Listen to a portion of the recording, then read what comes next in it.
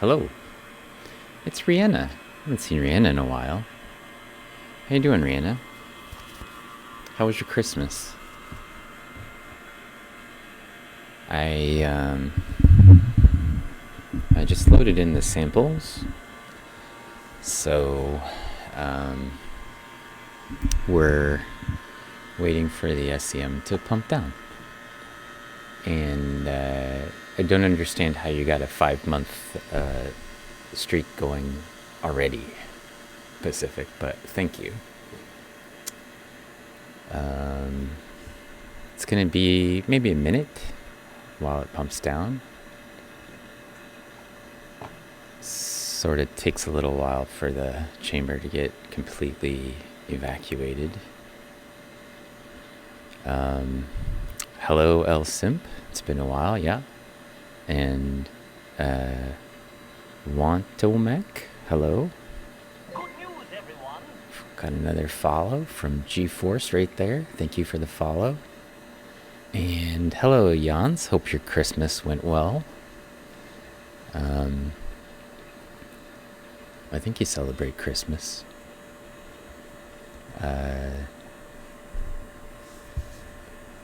Today we're going to be looking at... Oh, hey, Mike. Just saw Mike in the Discord. I was streaming a little bit from the SEM before I started here. Do I know any of the physics streamers? I mean, I don't know them personally, but I follow some of them. Sure.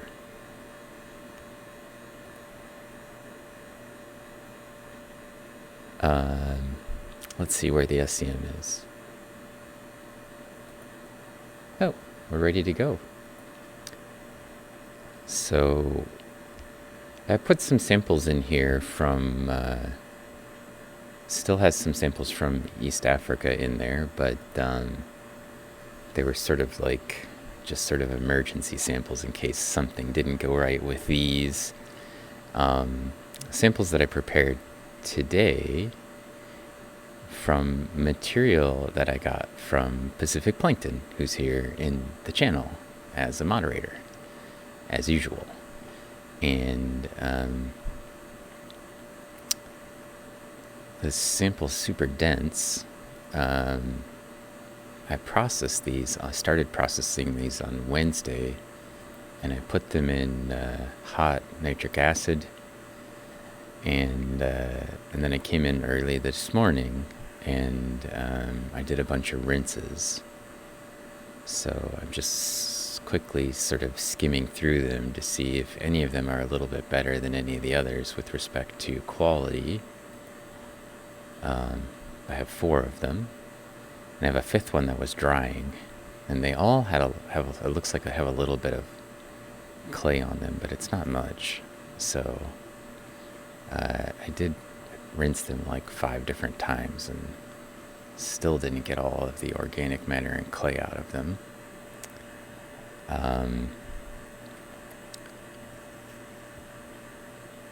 But what can you do? Except for try your best. So, starting right from the top, this big diatom that we have on the SEM right now is an Actinic Cyclist. And I can tell that even though we're still kind of far away from the sample, because the outside of the diatom has a ring of these sort of trumpet-shaped structures that go all the way around the outside. These are Photoportulas, or sometimes called labiate processes, and a ring of Photoportula that are like this sort of trumpet shape is sort of characteristic for Actinic Cyclist. If we look closely, somewhere around the outside edge here should be a little a bump, a weird looking bump. It's probably under some junk, called a Pseudonodulus. And the Pseudonodulus is another key way of identifying that you're looking at Actinic Cyclist. But Good news, everyone. I already got a follow. Thank you. I actually should turn that down so you don't get all the noise repeated for you. And also so it doesn't startle me so much. thank you for the follow. That was another introvert. And oh, you do celebrate Christmas. That's good. It was just you and your parents, but you had delicious food and a good time. That's good to hear. And good morning, Dell. So another microscope streamer who was also hanging out with us a little bit there in the Discord channel before we started. I'm gonna move the stage up now. There's no reason for it to be quite so far away, and this will improve the quality of the image. And for the SEM, moving the stage up like that, it's like anything else. When you get closer to it, you can magnify it a little bit more and resolve it a little bit better. But also, an advantage of doing that is that so we'll be able to see things a lot more clearly once I focus it, of course. And then the depth of field actually gets compressed, so we don't see quite as much in focus at the same time. And for diatoms, it's not really, on the SEM, it's not really that big of an issue usually, because they are typically still within a few microns in terms of the total thickness of the diatom. So in the Z direction, or what we call the per valver direction in diatoms, like in and out of the screen. And this little guy with a sort of neat structure here rings around the middle, and also around the outside edge is the Melosira. It's got a ring of strutted processes around the outside edge, and also some strutted processes on the valve face. And one of the things that's out of focus right now, so they just look like blobs, but I'm going to fix that for us, hopefully. So one of the things I can do to get it into focus is first use the focus knob. That's a good way to get it mostly into focus. And then the next thing that I would usually do at this point, once I feel like it's as close to focus as we can get it, is decrease the beam intensity. And I like to operate around 7. For diatoms, that works out pretty well typically, although sometimes I need to actually kind of jack it up a little bit to an even finer level. And that may be the case if we really want to look at the structure of these strutted processes clearly. And then I can start playing around a little bit with the stigmation. In a perfect world where everything is looking great on the SEM, the surfaces of these little blobs that you see, they're actually sort of hexagons that are filled with some sort of a structure, would be clearly resolvable as little polka dots. You can see like a salt and pepper shaker head. These are what are called cribra, a type of covering that goes over the areolae of diatoms, the holes that go through the valve. And then these things, as I mentioned, are strutted processes, or sometimes called Photoportula, and these are the valve face Photoportulas. So they've got one hole that's in the center of the diatom's strutted process, and then the strutted parts are these sort of satellite pores that are on the margins of them. And this one has 4 for each one hole in the center. They don't always have to have that. So it's a characteristic for the species, typically, not the genus. And I'm just going to see if I can kind of tweak this image a little bit so it's not quite so fuzzy. And to do that, I'm going to lower my beam intensity down even a little further and slow down the speed and try to just zoom in on one of these boxes a bit. And it's really kind of challenging because it's dark, so I'm going to work on that as well.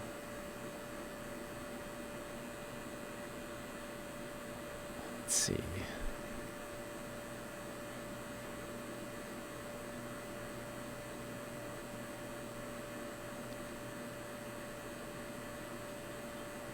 that's probably as close as I'm going to be able to get the focus. And now I can just play with the stigmation a little bit and see if I can get it to do what I want.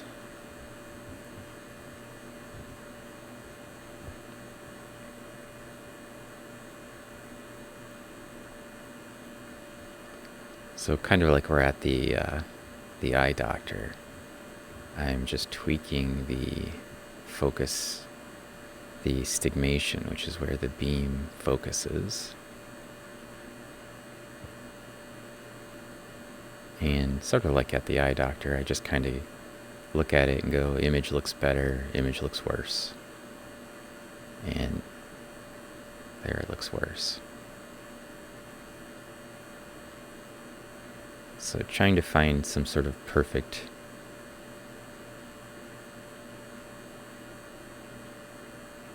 level of focus for these is sometimes challenging. Especially oftentimes when you're just starting with the SCM to try to get it, to get the beam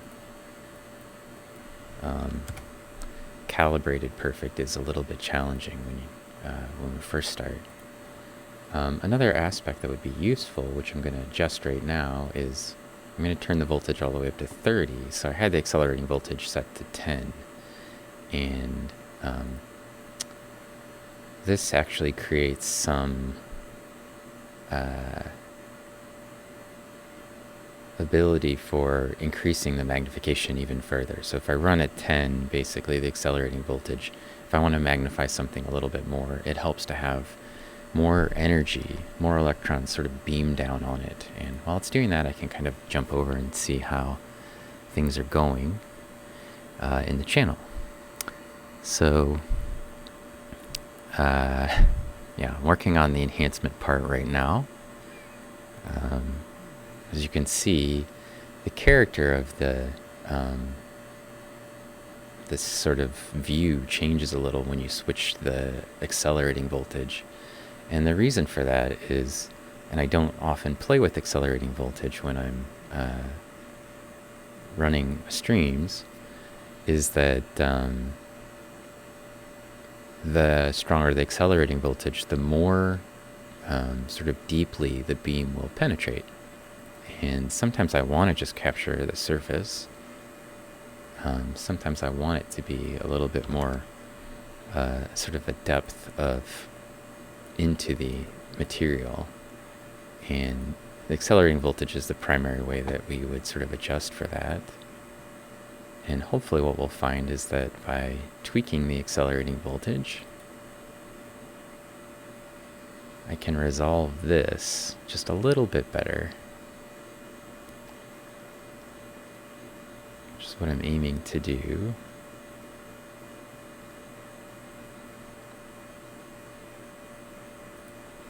And then I'm just going to stigmate it. Play with the stigmation a little.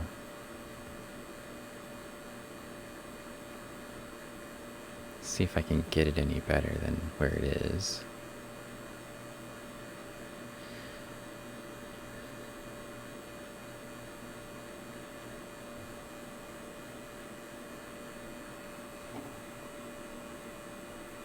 So it's a little bit dark for me to try to be able to do that. But it's not looking bad. So we'll bring the beam intensity back up so I can kind of cruise around now that I feel like it's at least sort of close.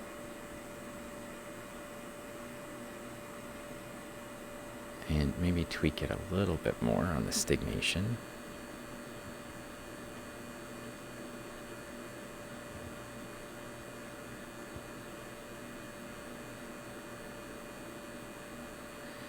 Another thing that comes into play ultimately in the SCM is the age of the filament, and our filament is getting kind of old.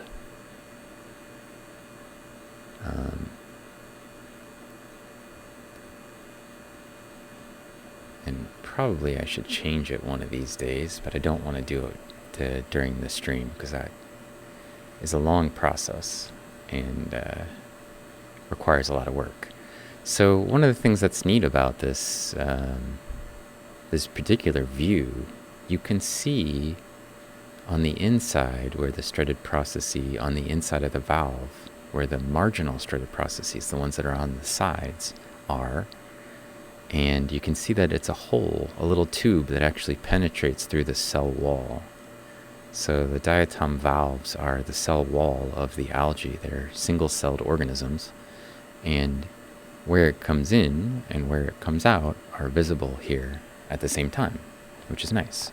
And what that tells you is if you were looking at one of these little holes, it's actually a tube that goes through the valve, and you should be able to see it on the outside of the valve as well. So because we're looking at the inside of this Thalassiosira.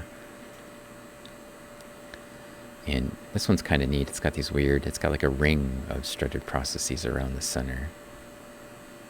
There's a whole bunch of other stuff in our field of view. Down here is a Silica Flagellate, for example. And these things here are Pseudonodulus. We're able to quickly identify them. After having watched Pacific Plankton stream often enough, you start to see the things and go, oh, I remember that one I know from the light microscope. So she doesn't stream with an SEM. She streams with the light microscope, but does give us some really nice views of these in the light microscope, and then I can, kind of remember from her stream when we saw it what that thing was. This is an internal view of a Chaetoceros, and Chaetoceros are chain-forming diatoms that live in the ocean, mostly, or in sort of saltier conditions. And they can occur in fresh water, but terrestrial settings, I mean, rather than fresh water. But one of the things I want to sort of focus in on is right here, which is kind of cool. I'm going to slow the beam down so it's just scanning over this little part. So let Chaetocera have these like long spine-like structures that stick out from the valve face. And I've mentioned this before, but they're not really spines. They're called setae. And the reason that they're not spines is because they're hollow, and the diatoms sometimes will put their chloroplasts out in these long tube-like structures. And you can see right here there's a hole, an opening that goes into it. And so if it were just a spine, spines are, in diatom language, a spine is just something that's ornamental, and it's usually solid. And the spine would just be sitting on the valve face, and there would be no connection between the inside of the diatom's valve and the spine itself. It would just be like a structure stuck on the outside, truly ornamental in nature. And that's how we would separate these out as something different, as not spines, because they have that structure. And we don't have much of a chain to look at. We're just looking at one.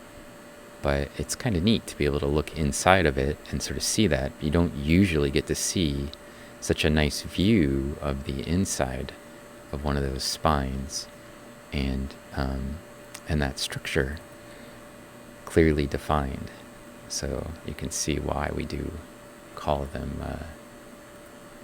something that isn't spines. I'm going to move us up even a little closer. It's always a little terrifying when I move the stage up, because it's driven by a motor, and the motor thinks it knows what the distance between the stage and my pole piece is, which is where the electron beam comes out, but it's possible that it could get confused, and so if it does, it will destroy the entire instrument by ramming the stage up into the pole piece while it's running.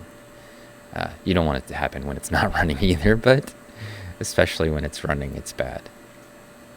So I'm always super focused on what's happening over there when I'm moving the stage upward. Okay, so if I just continue on. This is an external view of a diatom, so we've been looking mostly at internal views. I would like to try to get that resolved a little bit better. I'm always trying to focus on something to get it resolved a little better. I don't remember exactly when this sample was collected. I think it has a date on it, but I didn't write the date down. I just called it San Francisco Bay number 7 because it's the 7th sample that we've gotten from Pacific plankton. And here's a sponge spicule. We see other things besides diatoms in the samples, of course. These samples were collected with a plankton net from a pier out by the San Francisco Bay Bridge by Pacific Plankton. And I put a little link in the description for Pacific Plankton. Just one of my buddy streamers, and I've gotten her completely hooked on diatoms, I think, at this point, if she wasn't already. But so every once in a while she will indulge me by sending me some samples. And I think she's got some more coming this way. And I think maybe these were collected in early December or late November. Some cool diatoms in here. This one's got some crusty stuff on it. They always seem to be covered with some crust when it's this type, and I don't know if that's because they're benthic diatoms, or and it's just got a bunch of sediment, or when it was living, maybe it had a bunch of organic matter associated with it. So I think this is Odontella or something like that. I'm not a marine diatomist, I should point out. I study mostly freshwater diatoms, but it gets moved around. So the valve face has got these 2 long tubes coming off of it. I believe those are extensions of the Photoportula. But I don't think we've ever seen an internal view on here, so I can't say for sure, not knowing the species. And then it's got these little antenna-like structures sticking up, like a giraffe antenna. Is that what they're called on a giraffe? I think they're called antenna, or horns, maybe. And like little giraffe horns. And these are actually tiny little things called ocelli. So diatoms will spew out a little bit of polysaccharide material out these things and then use them to sort of connect to their neighbor diatoms, I think.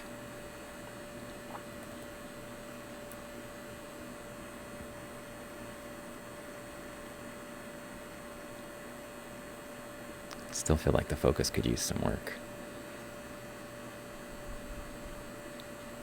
Maybe we'll find one with a little less junk on it too. So I apologize if there's people chatting in the channel. I'm still trying to figure out where things are that I could stop with. Here's another one up here, similarly shaped.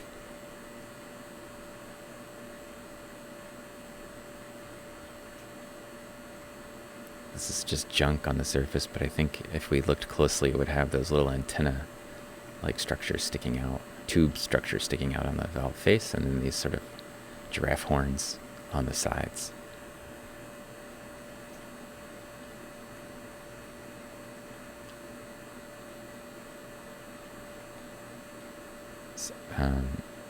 Some more Chaetoceros.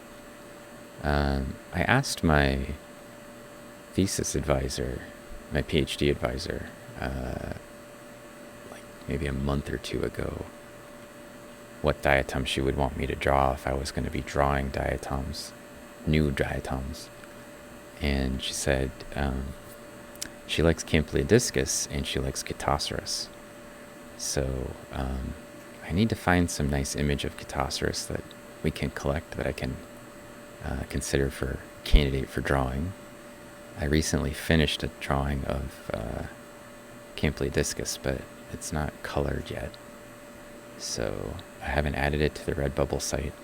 Also thought there's so much chaos around sort of Christmas that if I added more stuff to the site right now, probably would not be a great idea. So I'd like to sort of let Christmas settle down. Uh-oh, we're being raided by N. Burrows. Welcome to the stream, N. Burrows. It's nice to see you here. Also, I see I missed some other things while I was busy looking. Welcome, Raiders.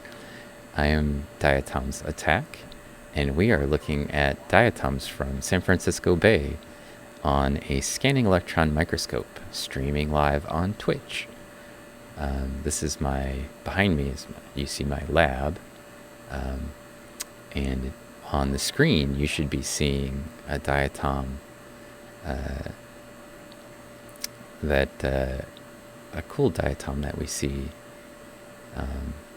on Pacific plankton streams sometimes, right? We always say it kind of looks like a Toblerone or something like that. It's kind of shaped like a prism, a triangular prism.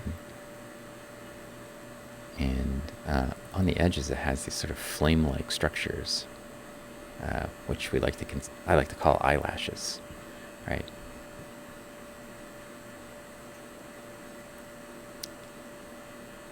I have several of them on here. These ones over here look a little bit more like the eyelashes, actually. You can kind of see that structure. And this long tube that runs through the center right here, again, I think is an internal expression, is an external expression of the Portula. So if you don't know what a diatom is, or what we could possibly be looking at, diatoms are a type of algae. They live in any kind of aquatic or subaquatic environment, and they generate most of the oxygen, a large fraction of the oxygen that we breathe.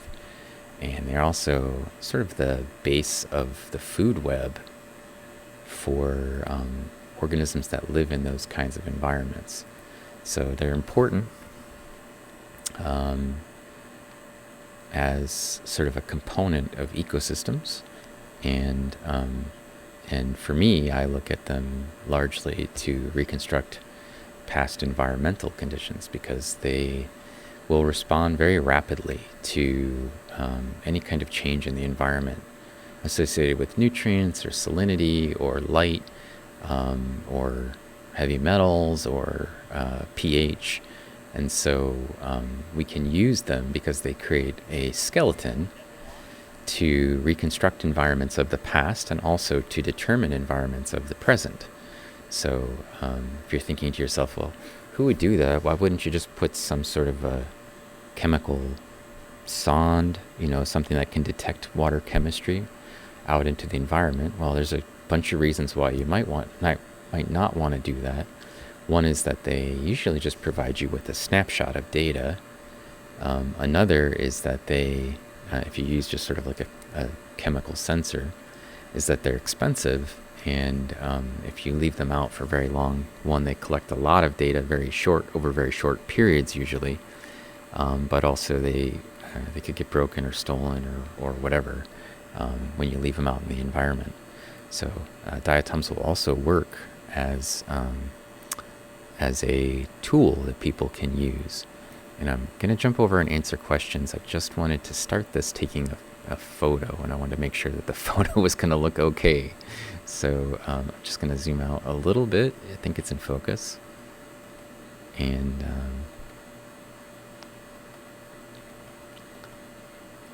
it's fighting me a little bit with where I should align it. And then I'm going to snap that photo. And it takes a while to draw the photo, and then I can usually use that time to kind of catch up with everybody. Yeah, it's Diatom. Sorry, I forgot to mention the name, Diatom. Spaceberry asked, are diatoms found in freshwater? Yes, they are. Looks like Pacific got to that question before me. And Astro Canuck is here. Can we give a shout out to Astro Canuck and also to N. Burrows for the raid? Thank you for that. Today was really cool. That's good. Talking about a new theory of why and how life came about. Oh, sounds super interesting. Steve Mandel asked, what diatom are we looking at? It's Diatom is the genus. You sometimes, as I mentioned, will see them on Pacific Plankton Stream. It looks like she caught that. You appreciate the science that I do, but diatoms can be nightmare fuel? I don't understand how you could find diatoms as nightmarish. They are, they're harmless for the most part, and they are oxygen generators and part of the food web, and they're tiny. They're dust-sized. Spaceberry, would diatoms survive on water on Mars? Yes. How do they get to Mars is the question, I guess. But we could put them there. Like manually ship them up and dump them on some water on Mars. Yeah, they'd be fine. They probably would not grow super well because of the lower light conditions. But if we wanted to sort of terraform Mars or something like that, I probably would start with cyanobacteria rather than diatoms. Yeah, diatoms would be able to live up there for sure. Yeah, harmless for the most part, Keelthon. In fact, there is a diatom in the sample that's a baddie. In the marine realm, in the marine waters, there are one genus of diatoms called Pseudonodulus, which, oh, there might be one in the background of this image, actually, that can generate toxins.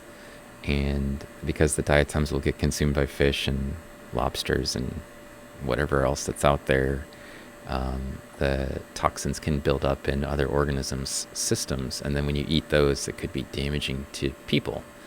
Or if I suppose you took a big gulp of seawater, which I wouldn't recommend in the first place, it could be damaging to people directly. But yeah, so they can, in a few very rare cases. Sorry, this is Diatom. Oh, I should just call this FS7. And I need to put it in the right folder. Sorry, the mechanics are a little behind. San Francisco Bay.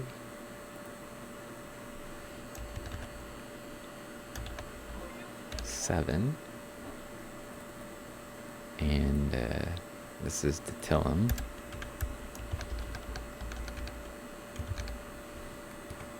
And I've drawn some Diatom valve face view, not on the side view, from some of the SEM images that we've collected.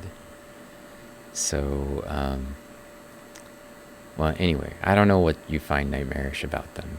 I think, I suppose some of them might look kind of scary if they were animate, but, you know,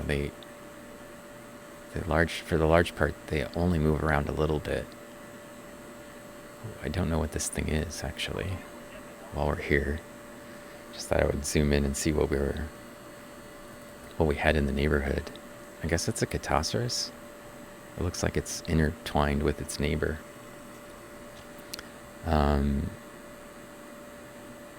Maybe. Catosaurus are pretty interesting diatoms.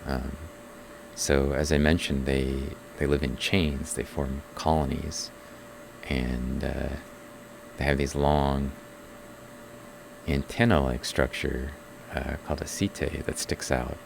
And we're going to zoom in on this one because this one's kind of cool. It's really shallow, like a short valve, like skinny this way, with these really long setae on it. And if I zoom in on the setae, what you'll see is that they're not, they look dangerous.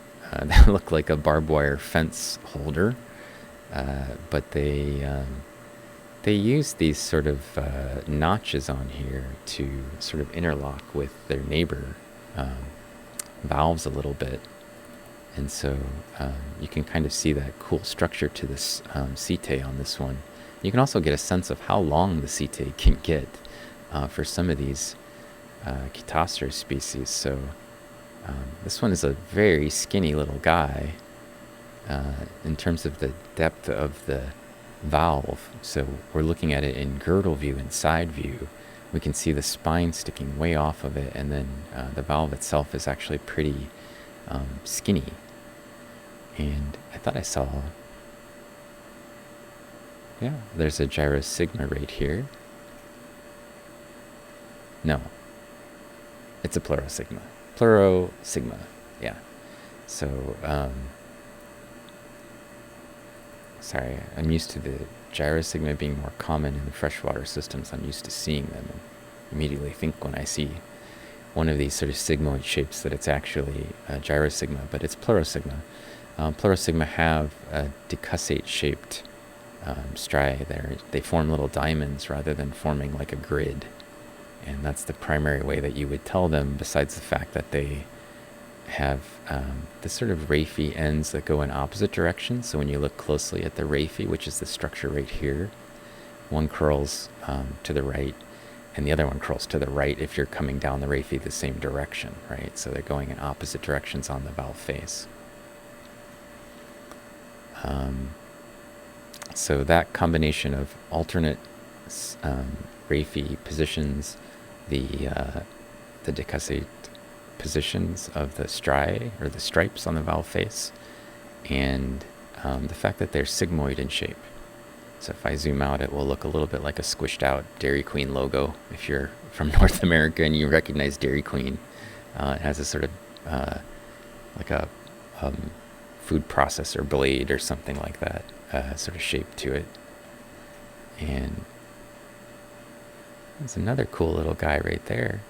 I think it's Stephanopixis. It's got one little antenna sticking out on the valve face though, so I'm not sure. I guess it could also be a type of Thalassocyra. Here's another one of these Odentella over here. Odentella-like things. I don't know what they're called anymore. And then that guy's a sponge spicule right there. And this one over here is one that we like to have fun looking at. This is a Discus Perforatas, I think is the species name. And these little holes look like they've got hole protectors on them. And if I can get the Pseudonodule in focus, they look like little tiny mouths sticking out of a wall. So I guess if you're having nightmares about diatoms, these little things might be talking to you in your nightmares. But I think they're actually cute. Look at that. It looks like a cute little mouth. He's making a frowny face.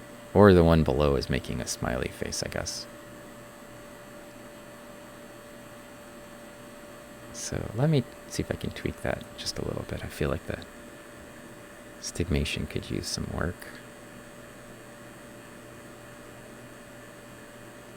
I always hate it when I feel like I had the stigmation better before and then I tried to tweak it and it got worse.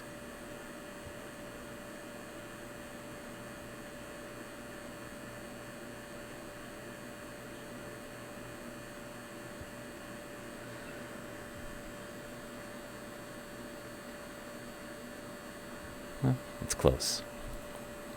For as close as we are, I think it's probably good enough. You can also, if you look very closely at this image, see that the inside of the holes, there's a bunch of little tiny holes. So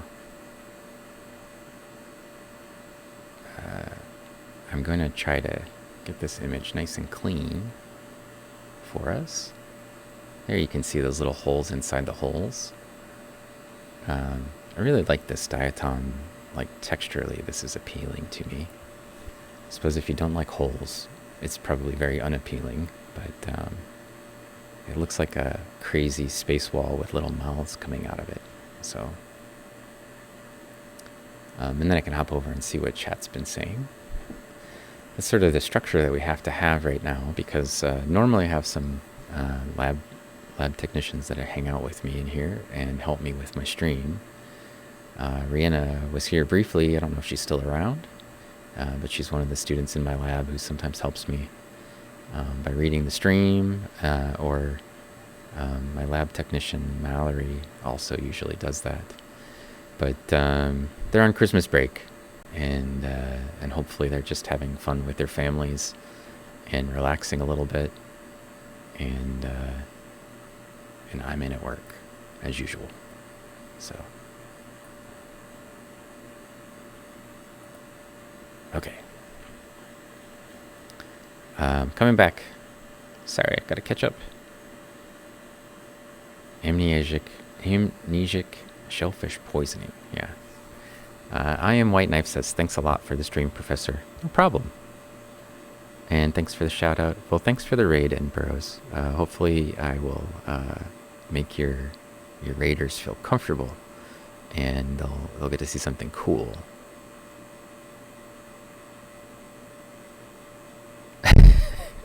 I'm not sure what you were typing there, Pacific. What is the lifespan of a diatom? Asked Astro Canuck. The answer to that question is, depends on what you mean by a life. Right. And Pacific Plankton kind of addressed this, but diatoms replicate, they clone themselves. And so, are you talking about like the line of a clone? Like the number of times that it can replicate before it dies? That's usually estimated as somewhere between 1 and 5 years before it switches to sexual reproduction again. If you're talking about like an individual cell, like a single cell, they usually last a couple of weeks, maybe. Not usually much longer than a month, I think. Can I ask if you did anything special to the sample or just send it? She pretty much just sent it, I think. So, how do they form, and do they ever cease functioning? Yeah, we'll sort of talk about that a bit. Billy Galaxy Art says, how does temperature affect diatoms? The majority of diatoms have the same resistance to extreme cold or hot. They have different preferences, Billy. So temperature is one of the things that can control diatoms. The problem is that there's so many other things that are affected by temperature, like dissolved oxygen and pH and everything else, that it's hard to tell what is causing the change sometimes. So there are some diatoms that will only grow above a certain temperature or below a certain temperature, but there's also diatoms that can live frozen into the ice in the bottom of ice shelves in Antarctica, and the temperatures there are typically, sub-freezing. So because it's seawater and it has a lower freezing point, so they don't have any problem at all living, in some cases, in temperatures as low as like -5 degrees. And it actually usually leads to their advantage in most settings, because they can, as soon as the nutrients become available and the lake starts mixing, if it's in a freshwater system, they can start blooming. And they can also live under the ice in many cases, in both freshwater settings and marine settings. So a temperature is sort of dependent, but for the most part, it's not very limiting for diatoms, especially compared to many of the other types of algae. So it looks like a coffee bean. Yeah, a little bit. A frowny face. Or a stomate. Yeah, those are science streams. That's a good catch. It does look a little bit like a stomate. Holception. Shower head. It actually looks a lot like one of those shower heads. Okay, this one I know is Discus. Discus. Perforatas. The Perforatas or Perforata. Anyway, pretty cool little diatom that we zoomed in on for a bit there.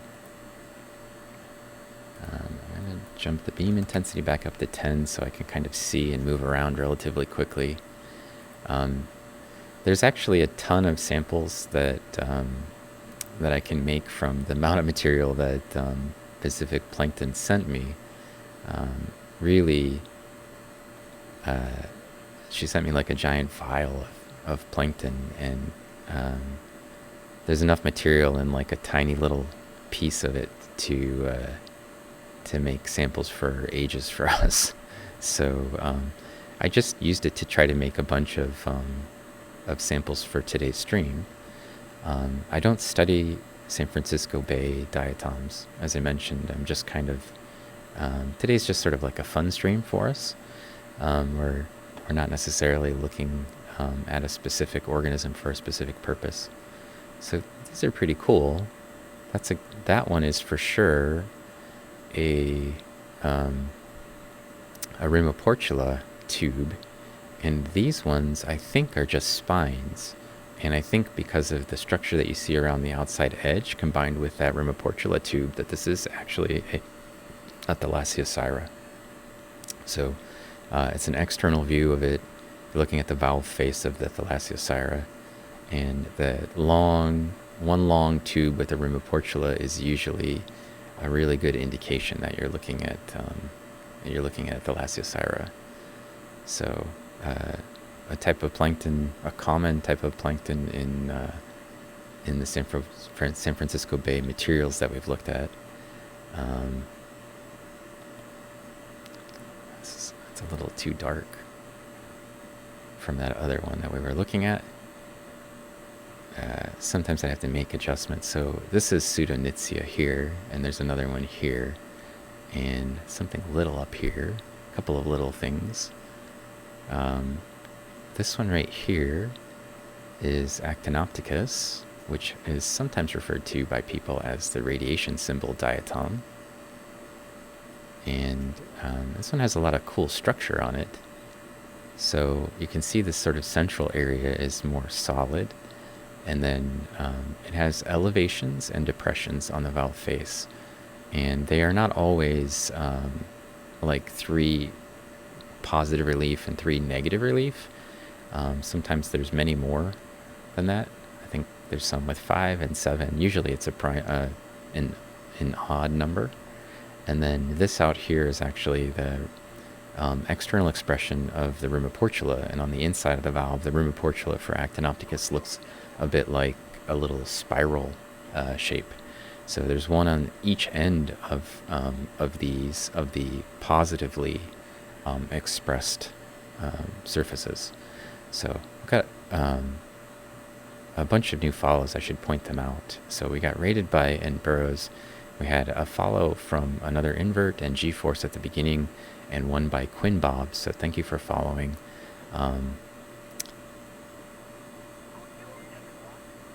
Asta Gaming channel also followed. Science Team Streams, a TDT Club, Dunstable,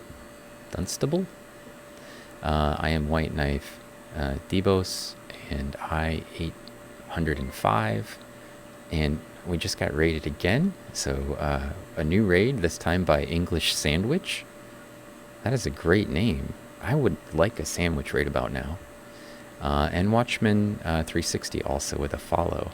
So welcome in, raiders. And I'm sorry, it's hard for me to keep up with all of the stuff going on in the chat right now. I was trying to get this thing in focus. So we're currently looking at some diatom samples from San Francisco Bay. And what I have in the field of view with us at the moment is Actinopticus, the genus Actinopticus. As I mentioned, it's sometimes referred to as the radiation symbol diatom. Diatoms are single-celled organisms that are responsible for generating oxygen and being a major component food source for pretty much everything that lives in the water. And I'm going to just go ahead and take a picture so I can spend some time looking at the chat before I get overwhelmed again. Have I ever considered narrating an audiobook about diatoms? I have a very relaxing voice. I'm just going to take that as a compliment. I don't know that we have any audiobooks about diatoms to narrate, but thank you for that compliment. I like to try to keep my voice kind of calm and keep the microphone kind of close to me when when I'm streaming, but this is sort of my normal tone of voice. So when I can help it, when I have to talk louder when I'm a professor, because my students will fall asleep if I used my Bob Ross sound for my lectures. I think some of them still manage to fall asleep. But yeah, happy little diatom right here. English sandwich. Hopefully, oh, you were brought in by Tropical Geek. I see. Tropical Geek is always luring people into our channel, and I want to thank them for that. Hopefully, you'll see some things enjoyable while you're here. English sandwich. What do you stream? What is it you do? You can't just be talking about sandwiches the whole time. Can you? Maybe Hex, you know? Thank you again for complimenting my voice. English Sandwich and AAS Astri were streaming. This is very cool. Yeah. Sorry. Tropical Geek brought us here. Sorry for almost. Yeah, it's not actually a bad thing. It's a good thing. It's just I normally have people to help me read the chat, and I can't keep up with it today for some reason. So hopefully you're getting questions answered by Pacific Plankton. She's doing a great job of catching most of the ones that I don't get to. I should point out that Pacific Plankton streams on Mondays and on Thursdays from around midnight Eastern till about 2 in the morning Eastern, but it's worth staying up for. So I-805, 800, 8051, how do diatoms show signs of environment they live in? You mentioned earlier that they could show signs of heavy metals. So there's a bunch of different ways. One of the things is that diatoms sometimes will get deformed when they're put in heavy metals, so they won't be able to put their frustules together the right way. And we call this teratological deformation. And in that, when that happens, it'll be obvious because there'll be a whole bunch of valves that are basically deformed, and we can identify that. But there's also some that just prefer different conditions. So more typically, it's sort of an assemblage shift that we'll notice. So we'll analyze diatoms that are in mining conditions, for example, where there's a lot of heavy metals, and there's sort of some diatoms that can handle that or tolerate it a lot better. And so the sort of tolerance for different conditions is usually along some sort of a gradient. And so we would, we have to look at modern environments that basically span that gradient, and then see how the assemblages are different from one to the next. And then we can use that to reconstruct what the conditions were like in the past by seeing where does that gradient sort of fall out with respect to the diatoms that we see living in those areas. So, English Sandwich teaches English lessons. Oh, okay. Oh, that's cool. What's the sandwich part? Is that part of the lesson? Researching sandwiches? I don't think so. Let's see. So diatoms don't like Metallica or Iron Maiden. I bet we could find one that kind of looks like something from Metallica or Iron Maiden if we try. I don't know if I can find like an Eddie looking diatom or anything, but Actinopticus is the name of this one. So I left the P out when I went to type it. Actinopticus. Here we go. So we can move around a little bit more. I didn't mean to just stick you on one diatom. There's so many in these samples that it's sometimes overwhelming, again, to try to get enough of what we're seeing characterized. So this one I think is, again, the Perforatas that we looked at before, the Discus. It's a whole bunch of Latin names, and the good news is if I get them wrong, none of you probably know what it is. So unless my friend Anna shows up, who's actually a marine diatomist, then I could probably just make names up and you guys would be like, oh, cool. But I won't do that, or I'll try not to. So earlier we looked at something that looked like this, which is Ditilum. And this is a nice view because you can see Ditilum in girdle view or side view right here. And here's a detail I'm looking at down on it from the top. And I think that because of this, you can get a really good sense of the shape of the diatoms. So they're triangular when you look at them like from the top, like a map view. And that long tube that you're seeing is this thing right here. This fringe of eyelash looking things on the side are actually right here. They make this sort of triangle. And then the shape of the diatom is this sort of prism, triangular prism, like a column. And you can kind of see that here. When you're just looking at the valve face on both of these, there's usually some girdle bands that would then connect it to another valve that has the exact same shape to it. It would be pointing the opposite direction, right? So, and I am going to just go ahead and take a picture of this, even though I don't think it's a very great photo, because I think that having both of them in the same field of view is nice. It might be nice for Pacific Plankton if she's trying to showcase some things to people so that they can see both of them at the same time. Also hidden in our sample, again, are some Pseudonytia down here. And this thing down here is a Thalassiosira. You can see even though we're zoomed way out, there's the little rim of Portula sticking up on the valve face. And I can't tell what this one is. It's inside out. And I think that one is also a Thalassiosira. I see a whole bunch of little spines around the outside edge. So I'm going to slow the speed to 7, set the beam intensity to 7, and take a picture so that we can actually just, I can hop back over to chat and say hello again. So let's see.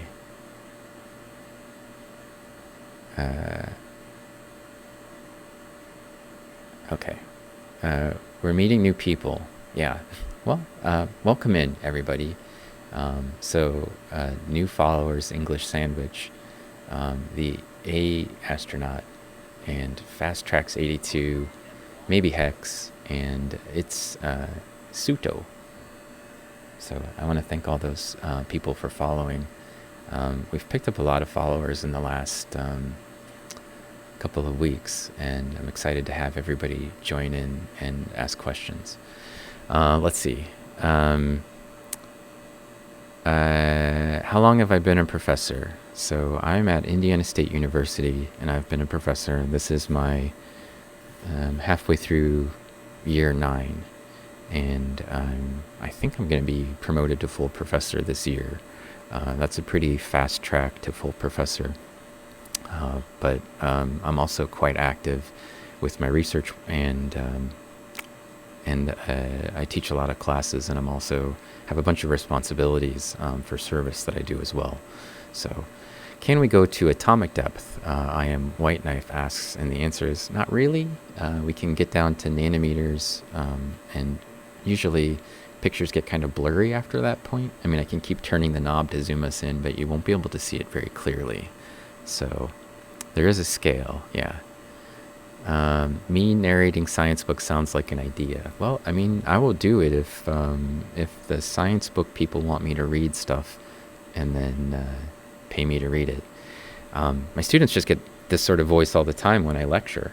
So, and when I do my online lectures, I'm a little bit more relaxed like this because I don't have to yell to get the people in the back of the room to hear things. So, are there devices available that can render 3D images of diatoms? This was asked by Billy, Galaxy Art. The answer is yes. There's something called an atomic force microscope, which basically has a really thin little blade of metal. It's held next to the material, and as it gets closer, the energy from the material that it's analyzing causes it to vibrate. And it translates those vibrations into shapes. And it will actually allow you to make a three-dimensional image of whatever it is. You could also put diatoms on a confocal microscope, but those are a lot cheaper than an atomic force microscope. And it uses a bunch of lasers in different directions to make a 3D image. I've used just the scanning electron microscope to render a 3D image by... so one of the things that you can't see is that I can rotate the stage and I can tilt the stage. So up to 60 degrees or something like that. And so I will turn it a little bit at a time and then tilt it and then turn it a little bit at a time, go all the way around objects.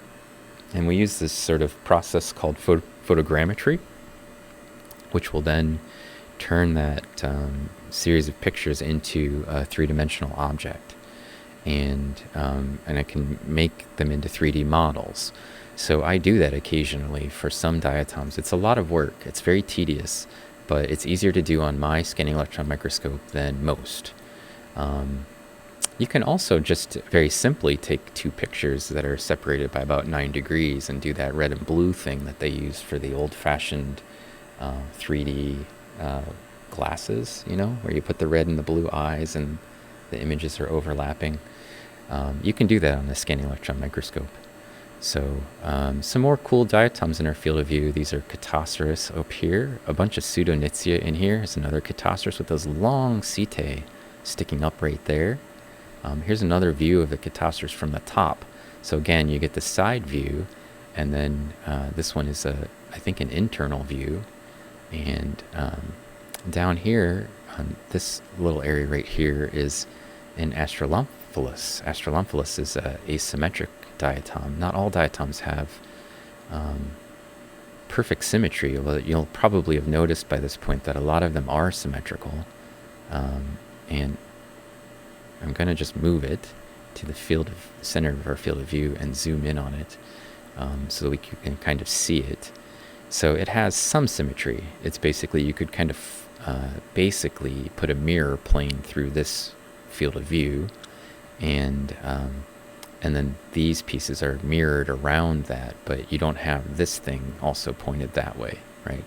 And if we zoomed in closely on these little things, these are the Photoportula. They're like little curled donut sort of shapes.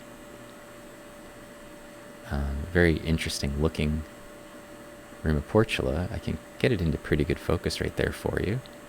And then if I slow this down, what you'll see is that inside of each of these is a whole series of little holes. And these things that you're seeing, the long stretches that are in between the Photoportula, are referred to for this diatom as rays, like a ray of light.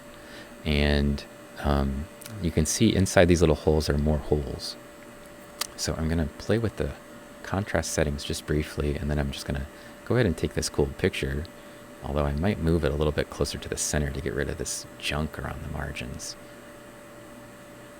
But you can clearly see here all the little holes. And if we were looking at the outside of the diatom, because this is the inside, those little holes would be what would be on the outside of each one of these. So it would be like a little sort of network of these bunch of little holes all on the valve face. So I'm gonna move us just a little bit. Sometimes challenging to get a photo that doesn't have junk on it. It still lets us see all the cool, interesting parts we want to see. So I got rid of most of it. And then I'm going to zoom in, get the focus as good as I can. That's pretty good.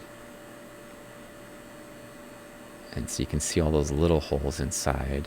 And then I'm going to zoom out until we get the Photoportula and the ray on there. And if we had something that was really small and we wanted to try to get an even better view of it, I could always lower the beam intensity and slow down the beam a little bit to try to get a good image of it. But since we're just kind of playing around today, and I'm just showing you some cool diatoms that we found in San Francisco Bay, I don't want to spend 10 minutes collecting images. So, okay, moving down through the material.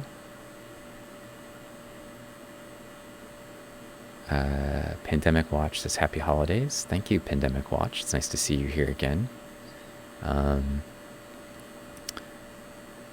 Party to full professor. Hopefully that will happen sometime in full professor notification should happen sometime in January or February, I think. It takes a really long time for all the committees that it has to go through to decide. But I'm fairly sure that that's going to happen. I'm not completely positive. I mean, there's always a possibility somebody could look at what I've done and say it's not enough. but I doubt it. So can I describe what your lab's research topics are? Yeah. Dunstable, I mostly study paleoecology and diatom taxonomy, but from the freshwater realm, almost exclusively. I do work occasionally in marine or marine marginal conditions or freshwater settings that can get salty. But a lot of my work is focused in East Africa, and so I do a lot of streams where I'm looking at diatoms from East Africa, but I've also worked in the Himalayas, I've worked in South America, and I've worked in the western part of the US in the Rockies and now the Sierras, so Nevadas. So, and I also work a little bit in Indiana, so which is where I'm from, or not really where I'm from, but where I live now. So mostly I look at paleoecology, try to reconstruct things like drought or water quality or changes in wind mixing events from lake settings. And I use diatoms to do this the same way that people might use dinosaur bones to figure out a little bit about what kind of climate dinosaurs lived in, or pollen to try to figure out what kind of landscapes used to be like in the past. I use lakes as sort of an archiving tool. So the diatoms live, they die, their skeletons are preserved in the sediments, and then the sediments, because the fossilized skeleton of the diatom preserves, we can collect that material from the lake bottom in cores, and then we can actually put them, if we pull them out in sequence, they're still in order. So the things that are most recently died are at the top, and the things that have died the longest ago would be at the bottom. And we can use radiocarbon techniques to date the material, figure out how old it was, and then we can give some context to the changes that we see in the diatom assemblages. So hopefully that gives you some idea. If I didn't use too many science words in there, it's sort of hard to describe it without using a lot of science words. So if you're really interested in the sort of research that I do in the lab, I sometimes will stream interviews with colleagues where I will interview them, and I haven't really done that many of them, in part because it's a busy season for science, and anytime there's a break is kind of like a chance for people to get their research done. But also, I'm trying to invite people that I feel like it would help their profile to be interviewed a little bit. So, so part of it's like who I select, but also if people put out a paper, and they want to be interviewed by me, I probably would do it. I just haven't had a lot of people probably that are scientists that are using Twitch, so they probably don't know much about it. But I have had it happen, and I have some that are recorded, and you can either find them on my old videos, or I sometimes will archive. I think I've archived most of them on YouTube as well, so you could go back and sort of see it. And in those interviews, I try really hard to get the person and myself to use very plain language. So we talk about a paper, about some particular research project, but my intention is to try to get it presented in a way that people could just ask questions and get questions answered. I'm very excited about this one, and hopefully Pacific Plankton is still here. There's a diatom here that looks like a sun combined with a tree. A really cool looking diatom. It creates these really long, I think maybe they're also setae-like structures. I think they're long tubes, and I think there's silica. So it looks like a brain cell or something. Kind of cool looking diatom. If we zoom in, and we can actually see on this one the sort of inside of the diatom, you see that those are not just spines, but rather, like the Chaetoceros, they're tubes that I think they can put their chloroplasts in and expand their area for sunlight. So that's a really cool looking diatom. Super, super interesting, and it landed more or less clearly on the stage. without having a lot of junk on top of it, which is nice. So I'm going to go ahead and slow that one down and get a nice image from here showing the whole. I feel like maybe there's a little bit more of it, actually. Those setae are super long on this thing. What a cool looking diatom, though. That's a little Pseudonodulus sticking its ugly face in here. And some, I think that's the Melosira up here on the top, and a little Catastrophe with its spines broken off down here. But that one is super cool. So, off the top of my head, I can't remember what it's called, but I bet Pacific Plankton will instantly put the name up for you, because she'll remember. Okay, yeah, and we've got a bunch of microscope streamers, Pacific Plankton is one of them. In this sort of squad listing that's here, OpenSet, Del Max is here, I think, hanging out. Also a moderator in my channel, as is OpenSet. Sometimes Fizzaria will stream. She's mostly a musician, but sometimes she'll stream from a microscope. And my friend A Tiny World, who got me into streaming on Twitch, and who did an interview with me about my research. So if you want to hear a little bit more about it as well, another way that you could do that is to check out A Tiny World's podcast. And I'll give some details on that when the podcast for me is released. I'll put a little note in the About section here, and also make a note of it on our Discord channel. So if you wanted to come in and chat with me, and you're not getting the questions answered that you want, you can always drop by our Discord and chit chat with me. And Del's usually hanging out there, and so is Pacific Plankton. So let's see. I'm really far behind in the chat, so I wonder if people could combine electron microscopes with something like those 3D cameras. Yeah, so I sort of got at that. Are these pretty common diatoms to find, or they differ a lot in different places? That's a question from English Sandwich. A lot of the diatoms that you're seeing here are in the marine realm, and they're controlled a lot by nutrients, light, and salinity. So the ones in San Francisco Bay are pretty common in San Francisco Bay, but seasonally you might get different species based on upwelling events, or temperature, or pH, or salinity changes. So, and I'm sure that she'll answer some of that for you in the streams. The pores have fluid flowing through them in life, or are they mainly structural? So the little holes that you see for most of the diatoms are ways for communicating with the outside world.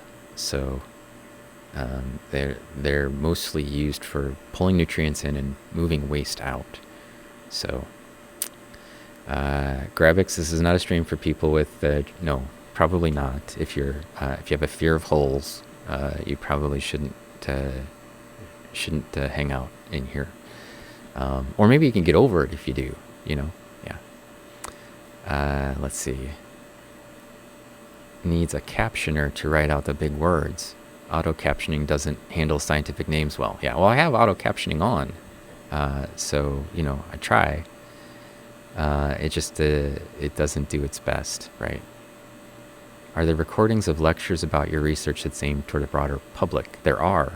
I 8051.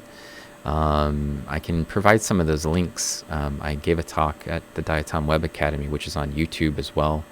It would be just under probably my actual name.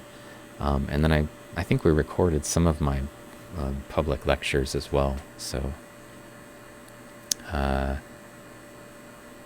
can do microshavings and look at seasonal weather fluctuations in ancient times. Yes. So Pacific Plankton's all over it. Yeah, that's it. Bacteriastrum. Yeah, it's a really pretty diatom, and it makes that super cool pattern. Hey, Anakin Loop, how you doing? That's a cool one. Hey, Micah. How you doing, Micah? Right, I think I got a photo. Hopefully you'll like this one. making science accessible is part of my goal here in the channel. And they're not roots; they're setae. They're little hollow spines that they put their chloroplasts into to get access to more light. So it made me run from the kitchen to look at a diatom. Good. That's the way I like to have people, is running from their kitchen to see what I'm doing. I'm going to get a photo and I will color this one and put it on, I'm sure, on my Instagram account. I needed to come back and figure out what the name was. Bacteriastrum. And I'm going to zoom in and so we can kind of look at the valve face a little on this one too. So we're not just looking at the super distant view. You can have this one where it looks kind of like a clock. And I can set that to 7 and hopefully we can see something. I think it's in focus. It's hard for me to tell. It's like really neutral. There's nothing on the valve face that's really clear. So just try to play with that focus edge a little bit. You know, as a photographer, I'm never really happy with focus, no matter what. So, but I think this one will probably get kind of enough of it in focus. You can kind of see some of the structure on the valve face. So I'm going to just come in a little bit. And then we'll get a nice photo of that. There we go. Clock-like structure. And also that will let me kind of catch back up again. Let's see. I remember stepping on one of those star coin things, surprisingly hard and unsurprisingly gross. I don't know what you're talking about. This thing is really tiny, so you wouldn't be able to step on it probably. Science Stream's got to go. Thank you for hanging out with us. Anytime you want to drop in, we're happy to have you here. Also, we got some new follows while I was busy chatting and looking at stuff. Wilkman, graphical user interface. GUI. Hello, GUI. Thanks for the follow. And Tree Fury. Tree Fury. Are you mad at trees or trees are mad? Yeah, not a diatom. Yeah, I know what you're talking about. The big squishy sea coins. Sand dollar or something, probably. What's my store link? Oh yeah, Pacific Plankton's helping out. She's trying to take me on for moderator of the year. And there's only like 5 days left and she's making up a lot of ground today. So, how do diatoms change from changes in atmospheric CO2? Diatoms are a type of phytoplankton, so the more CO2 there is, that usually just means a little bit more for them to uptake more easily. The CO2 itself gets stored in the organic matter, the diatoms. It probably gets recycled pretty heavily, but some of it gets exported to the sediments at the bottom. So diatoms probably act to counterbalance. CO2 increases a little bit, but the temperature effects will probably have some long-term aspects that have an influence, and also probably the pH, which is a major change associated with adding a bunch of carbon dioxide to the water, making it more acidic, will probably cause a change in the diatom assemblages. So there's a whole bunch of consequences associated with adding additional carbon dioxide to the atmosphere that might be negative for diatoms, but in the short run, adding more carbon dioxide just means they have more to take up, like a tree, right? So if I could be a diatom, which one would I be? Oh, that's a good question. I'm going to think about that one. Hopefully not an extinct one. There are estimates of something like 2 million species of diatoms. So picking one out of that's kind of difficult. I think actually described species is closer to 20,000 or something like that, living. There's probably a lot more if you include the fossil stuff. But there's a lot of them that are basically undescribed. So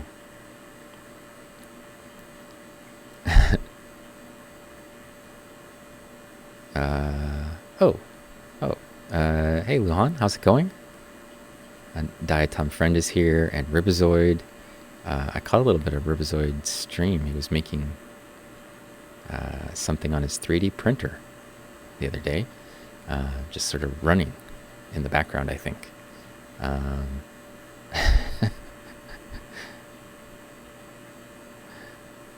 Okay, let's see. I've almost caught up with the bottom, so is that stuff on top of it or inside of it? Stuff's on top of it that you're seeing. So, hey, Mama Bonbon, hello. Are the pores small enough to use calcium or sodium ions to exchange channels to transport, or is it like a larger scale transpiration? Those holes are really small.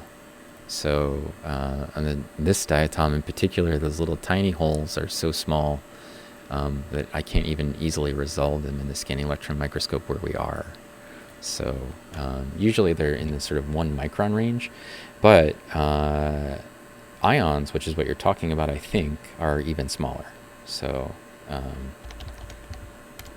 think it'll be fine for transmitting ionic composition through them pretty easily. Well, I don't want to dwell too much on our bacteria astrum, even though this is super cool. If I could find another one of those, I'd be happy. One with a little less junk behind it. Here's another Actinopticus right here, you can see. And it looks like maybe a radiolarian and a sponge spicule up there. And here's one of these Diatom down here, and a whole bunch of Chetosterus on this field of view. I'm just going to move around a little bit because we've spent like an hour and a half on this just little bit of this one slide, which always happens. There's sort of like a slow pace to the SEM, and oh, this is a big Thalassiosira, a really big one.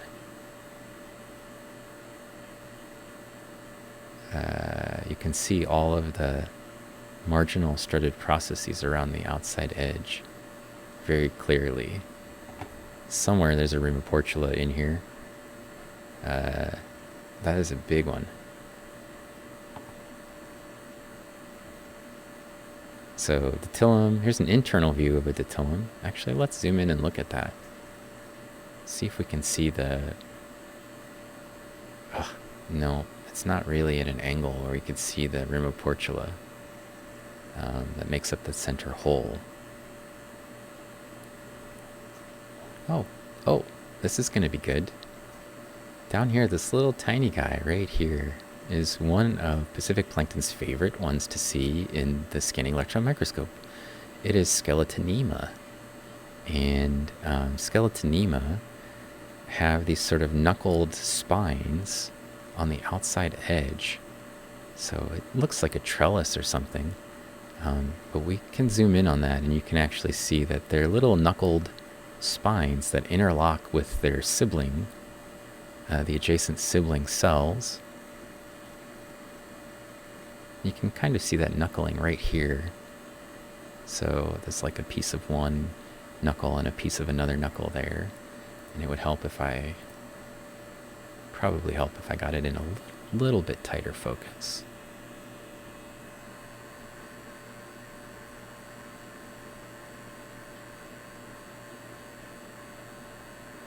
So I'm going to try to do that. Thank you for the follow. I can't see who it is right now, but I will in a second come out of this focus mode, and then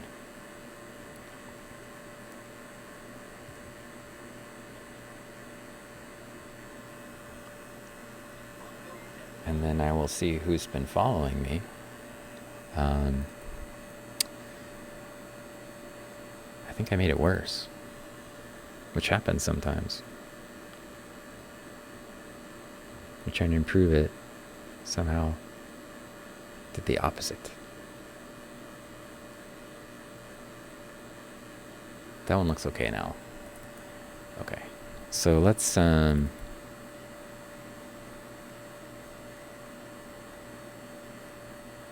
get that in focus and then zoom out so we can see the whole thing. So Skeletonema form along chains, and they link with these spines, as I mentioned, and very intricate structure to the spines, and as a result, they hold on to their siblings more tightly than they hold on to themselves. And when they die, their valves, which are, this is half of a frustule right here, with the spine sticking up of it, and here's another half. So they actually rip themselves apart, in this setting, trying to hold on to their neighbor.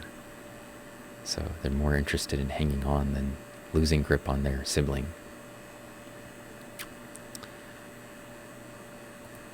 Just go ahead and click that.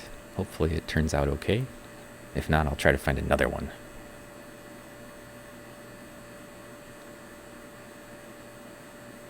Okay, and I can come back and see what's going on. Skeletonema.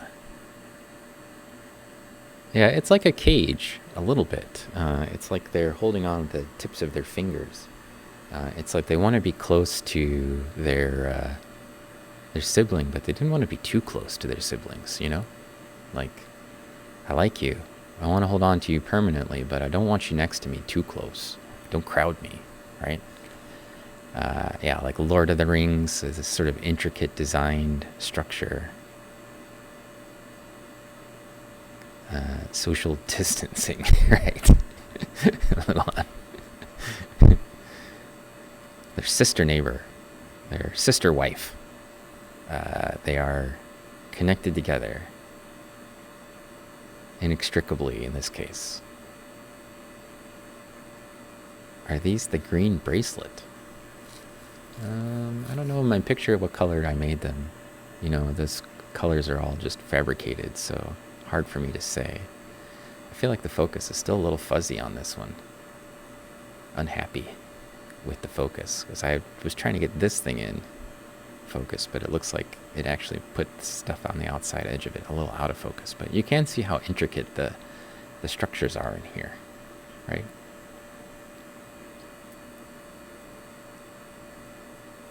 Could be better.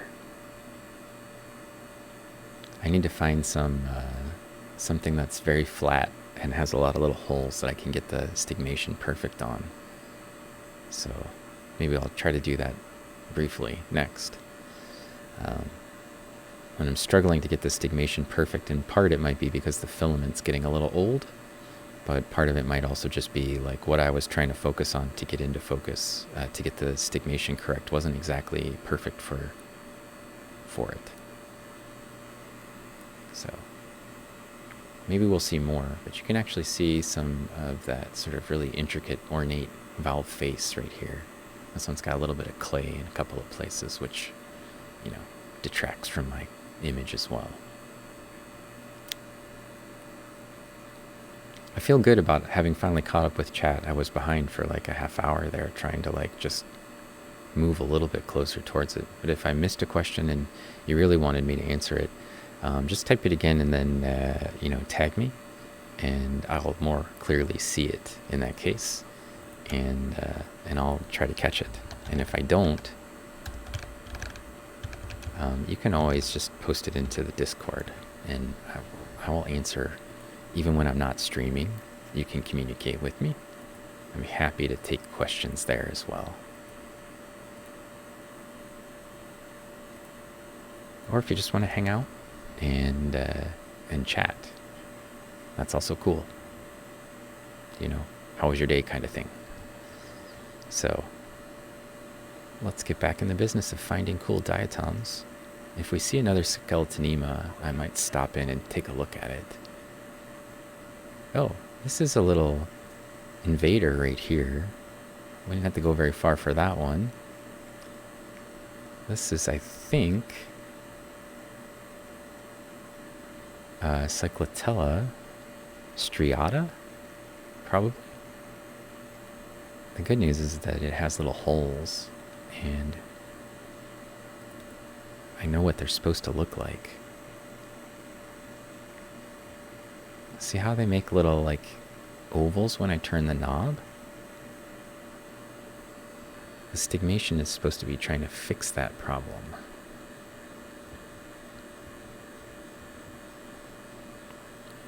Oops.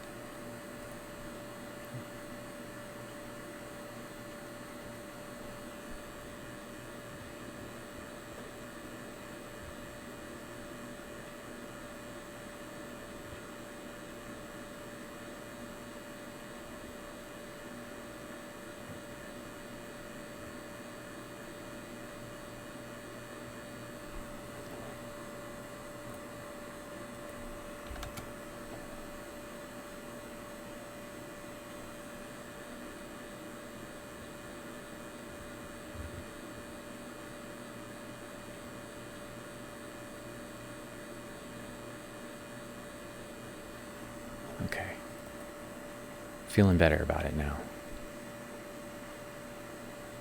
This is, yeah, I think it's Cyclotella striata. There's probably something that does a little bit better in these embayment areas than it would out in the open ocean. I don't think it's quite coming from the freshwater system because they like brackish kind of water. But because you're in the bay, you get this sort of mix of fresh and salty water quite frequently. And I think that's part of the reason why we see these things occasionally in the samples. There's rivers that are tidal rivers that get a flux of, or sort of pulse of salinity going in and out of them daily.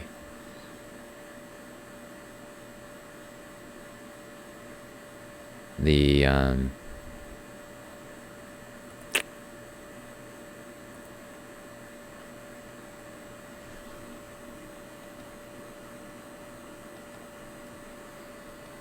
species that we're looking at has, if I can get it centered, has a transverse undulation. So it looks like somebody pinched the surface of it, kind of. And that's common in Cyclotella. And then also, if we looked closely at these, we'd see that they have their Photoportulas somewhere out here on the valve, on the outside edge of the valve, if it's truly a Cyclotella. Okay, hey, I can pop back over here and see what's going on.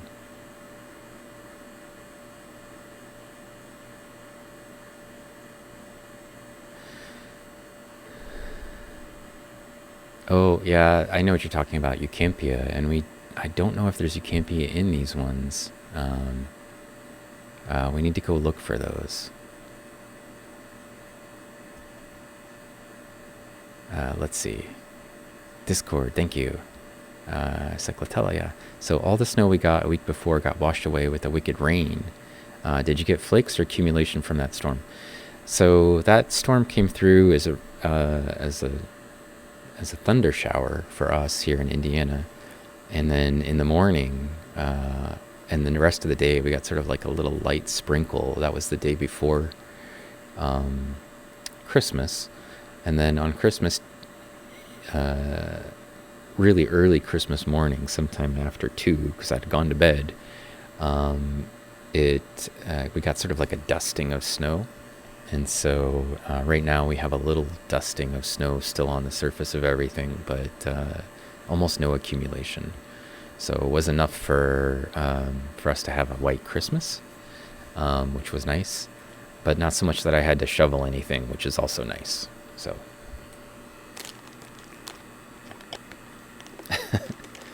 are you still eating Pacific plankton?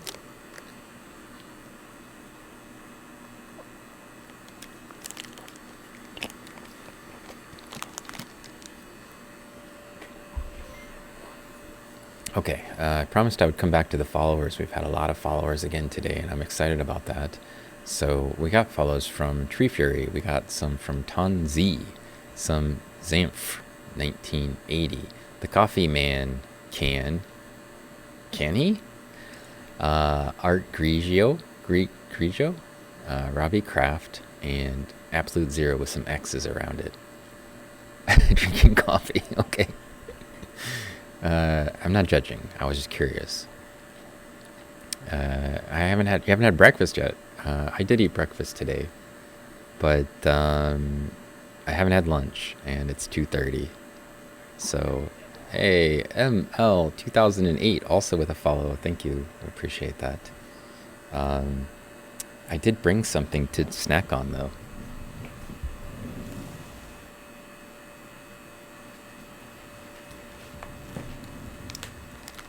My wife made snickerdoodles, so I've been munching on a couple of snickerdoodles every day. Second favorite cookie, but for the holidays, I will take a snickerdoodle over pretty much anything else. Cyclotella, I think striata, something like that.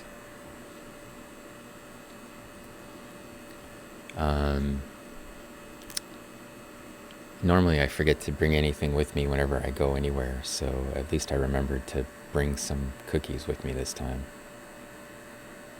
Look at this cool guy. Look at those crazy little spines coming off of him. What the heck? I don't know what this is. I'm gonna guess Thalassiosira. Look at those crazy spines. They're like little tulips or something on the outside edges. Focus on that? I can kind of get one in focus. I can kind of get this thing in focus. I'm going to guess that those are strutted processes, the external tubes of strutted processes, and that this is a Thalassiosira, and then that is a little tube in the center that's used to connect them together or to spew out junk that they use to attach to each other. And this is a piece of a Chaetoceros here, but I think that is our external expression of the Photoportula, which means this is almost certainly a Thalassiosira. One of the things that's cool about this is you can see how many different sort of body plans there are with Thalassiosira. You know, it's got this one with these crazy like tulip-shaped tubes coming out of it, and this big tube, and then we saw many other Thalassiosira as we were sort of scrolling around on this stage that are present, including this one that's behind it, and you know, many of these things here, that's probably Thalassiosira. There's a whole bunch of them, but they all have kind of sort of a different, you know, look to them. Like characteristic look to them is very different, but they have the same components, which is how we usually separate things into genus. So it's one of the cool things about learning to identify diatoms or whatever is that you can, you know, if you can find the characteristic components that define a genus, then you can put things into those pretty easily. So some more of these little skinny Chaetoceros right here, a whole bunch of them stacked up next to each other. But if you know what to look for, you know, which it's the marine stuff, so I probably don't in many cases. You know, it's not my focus for my research or anything, but it's easy, sort of, if you know what to look for.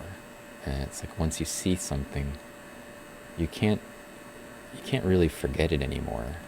It's like, oh, I know what I'm looking for. I'm looking for this characteristic thing. It has to have those. And then if it does, it's this thing. So some cool little chain forming things. Here's another Asteromphalus here.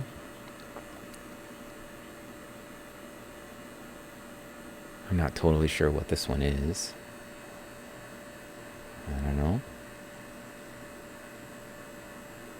That one's Thalassiosira. This might be Thalassiosira, actually. Just a really drum-shaped one.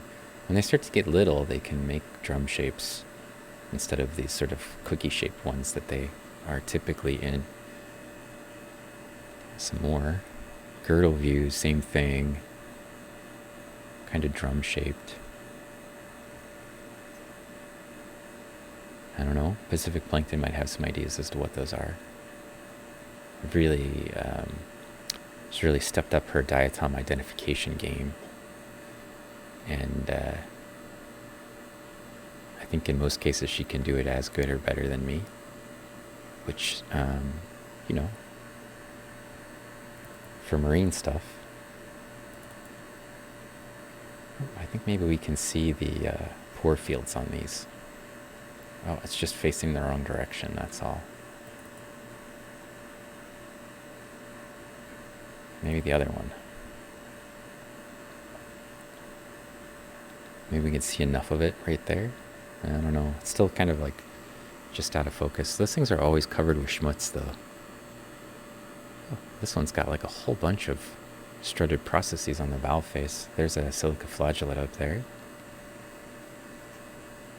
Oh, this is the Thalassiosira weissflogii. I actually know this one.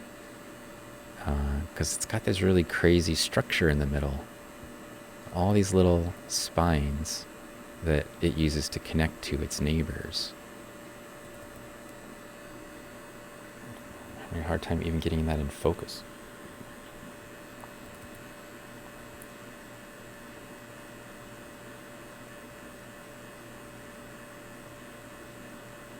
Maybe there.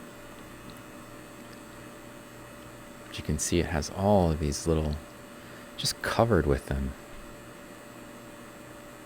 Super lightly silicified diatom. In fact, you see this sort of white thing that's down here. That's on the other side of the diatom, and we're actually able to resolve a little bit of it because these things are so thin that we can kind of see through the diatom to the layer below. Anyway, so it has all of these strutted processes all over the place. Look at them. And there's the Photoportula poking out at us. So a good, well-behaved Thalassocera in a way. It has a whole bunch of these little pores in the center. These are the central strutted processes. There's the Photoportula, and then outside the edge here's all these other strutted processes. So if we're looking at the inside of that valve, that would have a crazy number of strutted processes, like all over the valve. That one's broken. In a way that's a little disappointing, because it would have been nice to have a picture of it as a whole diatom, but I am going to just take a picture of this as it is, because it has a shot of the Photoportula where we can look right down the tube, basically. So at least there's that. And hopefully it will resolve. It looks like it's going to resolve pretty well. It's very three-dimensional, so that's another issue that causes it some challenges to try to focus for it, and then I can see what's going on back here. I've lost track of it again.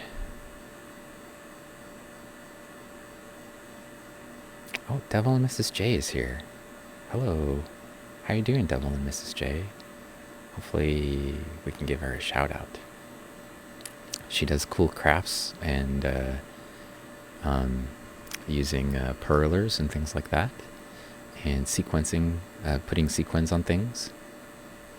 I wonder how many species lie out there undiscovered. Well, our estimates are there's more than 1 million undiscovered species. So, something like that. First time watching, what does the sample look like these images were taken from? So, the sample came from a plankton toe that Pacific Plankton collected. So it looks like brown, soupy sort of gunk before we start in macro view. Let's see. Good morning, Diatoms. How are you today? Merry belated Christmas. Thank you, Cyanide Teacups. It's very nice to see you.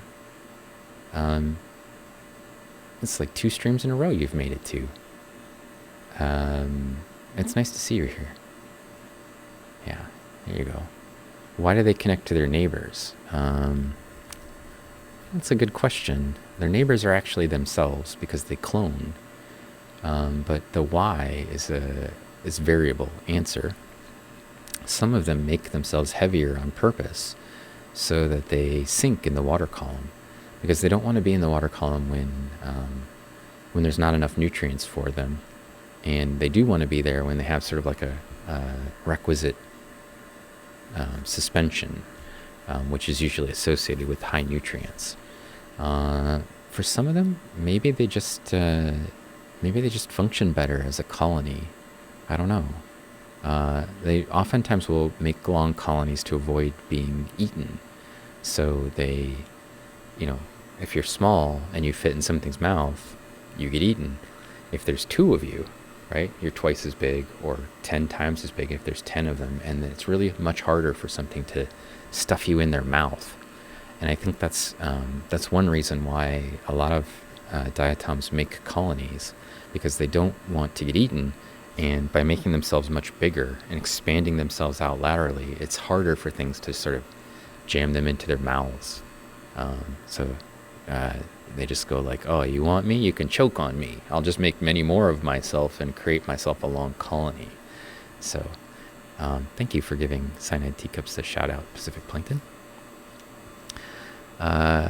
Cyanide Teacups is a friend of the channel, and she does stuff with Minecraft drawings and makes sort of pixel art, and Devil and Mrs. J does sort of pixel art and things in real life.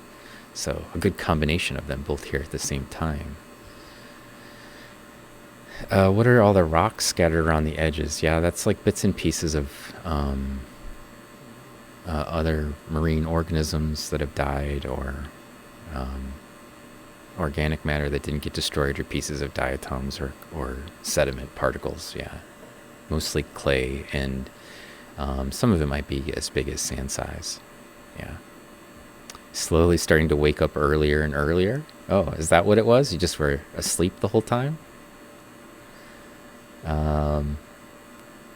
Well, it's good to see you here.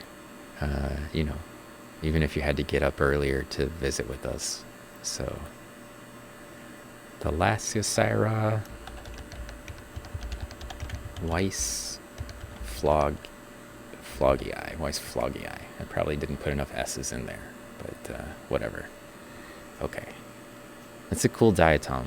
It's one that I just know it. Even though I don't study marine things, it's very well known, very well studied diatom. And I've read a bunch of papers where they talk about it, so I'm just like, oh, that one. I know that one. You know, who knows what my brain's going to remember. It just remembers stuff sometimes. So, let's see. If I zoom out really far, why don't we just do a quick sort of scan around and see if I see any more of those big things that are kind of cool in here.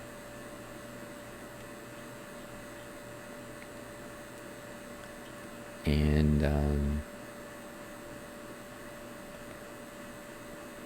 then I'm going to move over to one of these other samples. All the samples are from the same material, unless we wanted to go look at some of the East African stuff. But they're not all the same density. So I just put a drop on each one, but a drop is pretty variable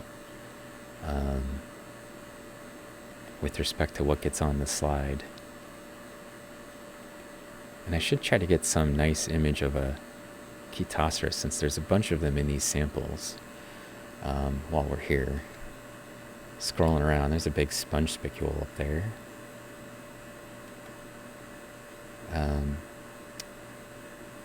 This is something unusual right there, so I'll zoom in and look at it, and then we'll move over to the next slide.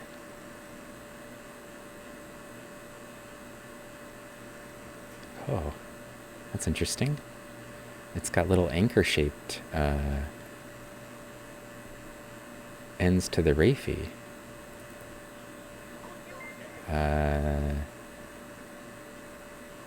I don't know what genus this is, but I should be able to figure it out,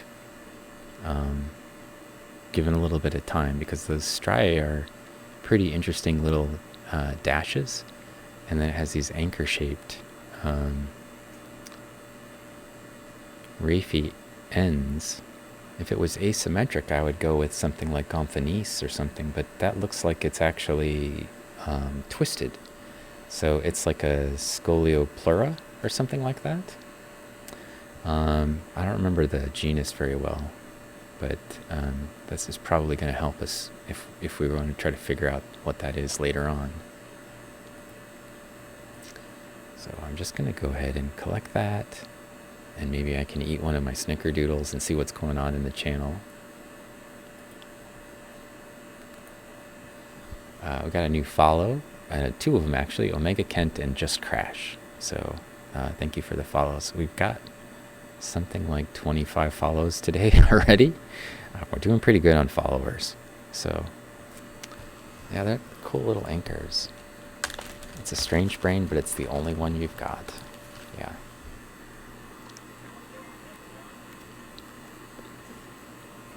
Another new follow. It's Ralphstead6. Thank you for the follow, Ralph. I'm sorry I'm eating cookies in front of you, not giving you any, but they're snickerdoodles. and I'm hungry.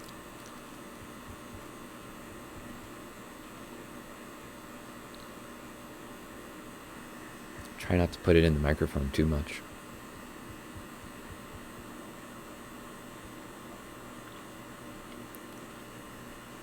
Coffee would probably go pretty good with snickerdoodles.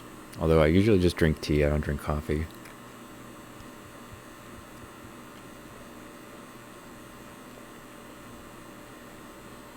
You've never had a snickerdoodle? Well, imagine somebody made you a sugar cookie and then made it better by putting cinnamon on it and making it tart by putting something in there called cream tartar, which I don't know. Is the same stuff that goes in the fish sticks? I don't know. But Pacific, you can help us out with that one maybe. But they're really good.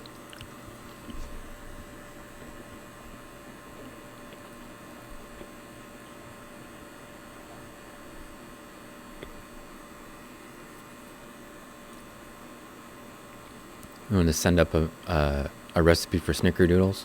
You can go right ahead. You can share your snickerdoodle links if you want. I won't stop you.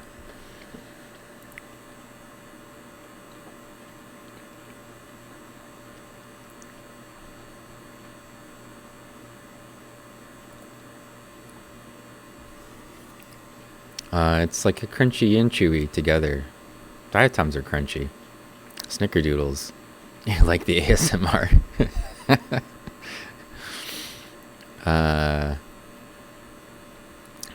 That's a good question, Art. The people in Terre Haute pronounce it like I just did, Terre Haute. Completely wrong. Because if it were French, it would be like terre, not terra. But they actually pronounce it like, let's see. I can see if I can try to type it. Terre Haute. Yeah, that's how they say it. Terre Haute. I hear people mispronounce it, but they never do it the right way. It's not like they mispronounce it and make it French. I mean, it means high ground, right, in French. So, terre, like terra firma. And haute means high. So it's because it's along the banks of the Wabash River, and it's slightly higher than the Wabash River, although it gets flooded all the time. You've driven through there many times?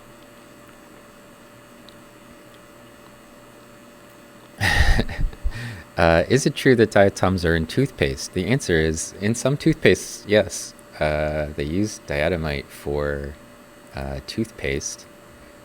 I'm just going to call this thing Anchor Rafie, because I don't know what it is. Anchor Rafie. I think it's Scolio something or other. I can never remember the name of marine stuff. So I'll just apologize for not giving you a scientific answer on that one. But I think if you look at it, it's twisted. It's like torsioned. And that plus the Anchor Rafie ends would help us figure out what it is. Let's see. I bet I could find it on diatoms.org pretty easily. Give me a second. I'll look it up for you. Genus. Scolio something, right? Scoliopleura. Is it Scoliopleura? Did I get it right on the first try? I don't know if those have anchor-shaped. Proximal Rafie ends are in opposite directions. The distal Rafie ends are indistinct. I don't know. It kind of looks like that. It's probably not. It's probably something else. Tartar from the barrels. So if you get like a natural toothpaste, if you go like, I don't know, in the US we have something like Tom's toothpaste or something, it probably still has diatoms in it. If you went with Crest or something, I don't know. I couldn't tell you for sure. This one's like mostly rocks. It's like the top of the sample versus the bottom of the sample when I put it in a pipette and pipetted it in. So you can see like all the diatoms got trapped in a different sample, and all the junk got in this one. There's positives and negatives to that. So they kind of settled out first. It probably means that there's not a lot of clay in this one. You can see the samples are pretty clean. The diatoms are pretty clean when I move around on the slide, but it's mostly chunks of debris. So we can skip this one, but maybe the next one over will have more diatoms and less clay. So in the Testcan Vega 3, which is the scanning electron microscope I use, I can load a carousel of 7 samples at once. And hang on, somewhere I'm hiding that. Is it there? Oh, yeah, there you go. Instead of looking at me, you can look into the chamber. And that's it's got 7 little stubs on there. That's what we've been using. And when I click around on a different stub, we've been working our way around the horn here. We're on sample number 4, which is, I think it's this one that's underneath it. There's another one, 3, which would be, I think, this one. That would be under here. And I can just move around from one to the next very easily using that tool. I can also rotate it and whatever else I want to do. So just to give you a sense of how things work inside the scanning electron microscope, and what you're looking at on the actual samples are, everything that we're looking at here is just like dust-sized particles. They're super small. And oh, cool, Melosira.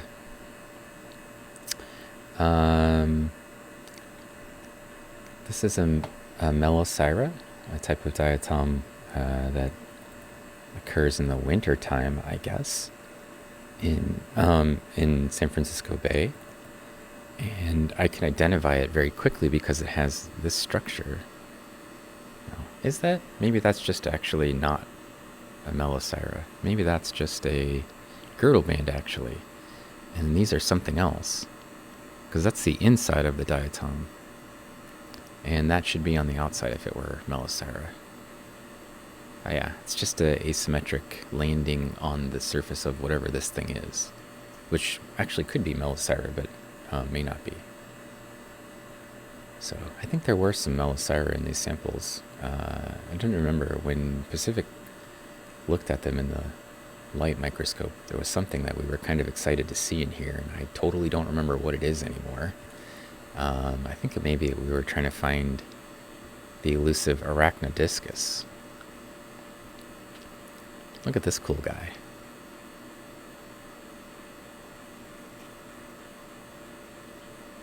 Oh, that's super artsy right there.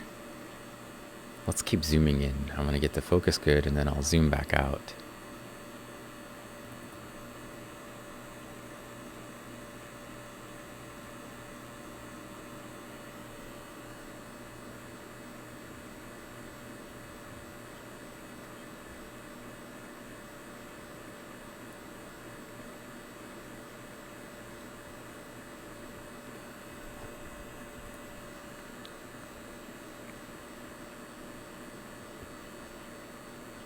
So I'm just sharpening the focus a little bit.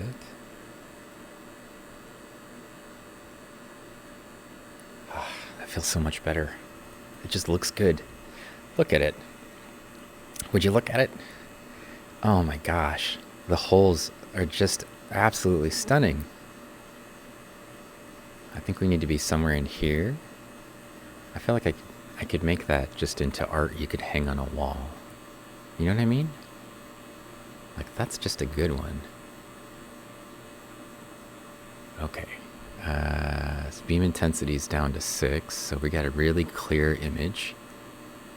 And I'm going to play with the brightness just a little bit. And then I think maybe we'll do a longer shot for this one. That's just pretty.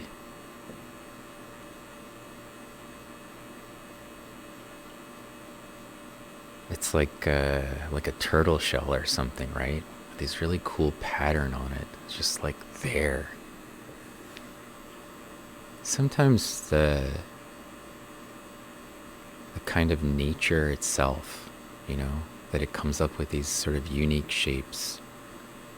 So many things, and it's so intricate. And when we look at the scale bar, that's 5 microns. I mean, think about how intricate that pattern is. And it's 5 microns. Okay, I'm gonna put this here. I'm gonna take a picture, and then I can see what's going on in the chat. Okay, yeah. Let's see. Let's not use nature for consumer products so much. You know, they use the diatomite, which is from fossil diatoms. It's all collected from stuff that's super old. So, I mean, it's a rock when they mine it. So it's not like it's causing any problems to living organisms anymore. And they use it for... so toothpaste is one of the things that Pizza brought up. But they also use it for wine and beer filters and water filters. We'll use diatomite. So I don't think we want to stop using it for that. And they use it for pool filters, like if you want to clean your swimming pool, because it's got all this intricate surface area, and it works really great for filtration. But they also use diatomite for hand warmers. You know, those things like you probably are familiar. If it's winter time where you are right now, where you go to the gas station or whatever and you open up a packet and then you kind of hold it in your hands and then the chemicals mix together. Those are filled with diatomite. If you open something that's been some sort of food products or whatever, they sometimes have like a silica gel that's stuffed in there. It's probably diatomite. When they when they used to use dynamite, like the kinds in the sticks, like the old, miners used to use, that's actually diatomite that's packed with glycerin and then a fuse stuck on the outside of it. So there's another use for diatoms, blowing things up. In that case, the diatomite is just used to try to keep the glycerin from interacting with itself. So the porous nature of the diatomite allows you to put a lot of stuff in there, but keeps it from actually interacting with itself until you want it to. I don't think many people actually use dynamite anymore, but they probably still do somewhere. Crest use plastic beads. Yeah, that's way worse. Yeah, I'd rather have people use diatomite than plastic beads, that's for sure. And Pacific Plankton says, oh, we're so close to the stubs. We are 5 millimeters from the stubs, actually. 5.051 millimeters. So we are close to those stubs. Yeah, if I gave you the date, you could tell me. But I don't have the sample vial with me. It's in the lab. So that's a baller t-shirt design. Yeah, it's a baller something. It's a pretty cool art design, just crazy shapes. So nature art is the best art. Yeah. 5 microns, so small. Yeah, very large surface areas associated with them. So but you can see the intricacies all over in here, even these little tiny bumps on the surface. There's a little sort of silica nodules that are in between these pieces where it's stuck a little bit of extra silica. And so just while we're looking at it, the larger hole that's here is the areolae. That's the hole that they use to communicate with the outside world and push nutrients in and out through these. A lot of times the chloroplasts are associated with the areolae on some level, And then you can see between some of those holes, these little guys, right? You see those little holes that are like not associated with the big rim around the outside edge. So here's one, here's one, here's one, here's one, here's one. They'll stand out if you look closely. They don't fit the pattern of the rest of them. And those are probably Rimoportula. They're probably little, if we looked on the inside, they'd be the little lip-shaped things that we saw, or they look like little mouths or coffee bean type things that we saw earlier. And they would be on a little tube sticking out from it that goes through the valve to the outside world. So the different components that we see actually have different purposes, but you can see that they're dispersed through the material in such a way that they have a pretty even distribution, even though they appear random, right? So it's not like you could count, there's always 4 of these to 1 of those or something like that. But you know, when they're putting them together, they're putting the skeleton together, they have to come up with a design, you know, where they periodically put in the Rimoportula in those holes, in the gaps between them, right? So wherever you have like a larger gap, oftentimes you'll see a Rimoportula hole stuffed in it. And then these things here, this is the central area. So it's the very center of the valve.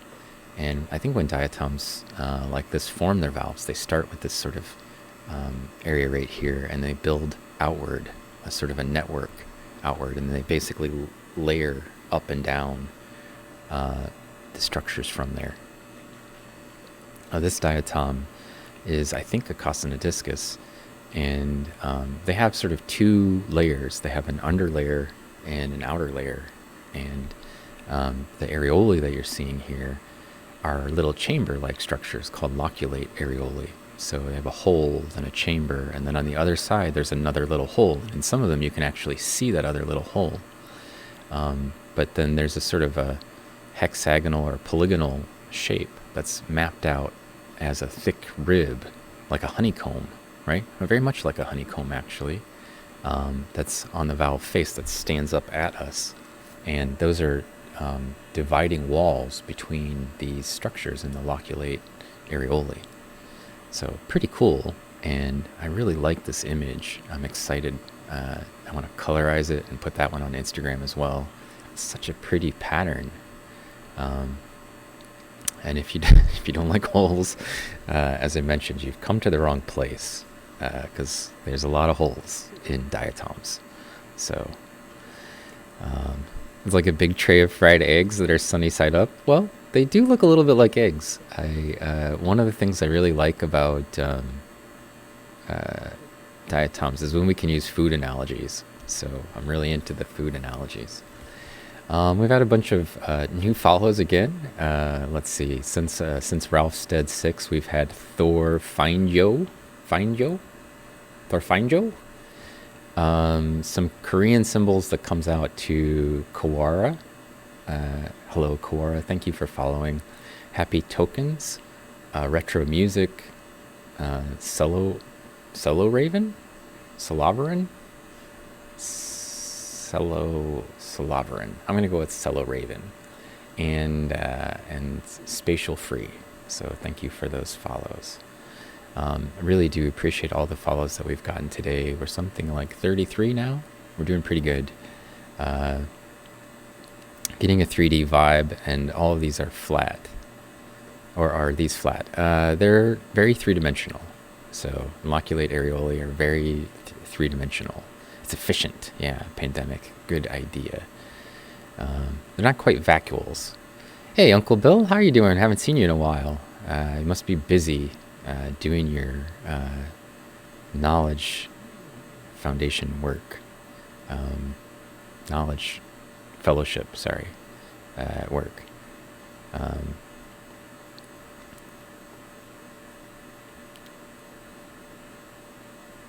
Nerd hype. Why, thank you.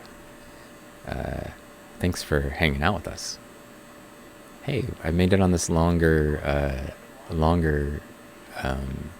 collection time, and you sat through all of it.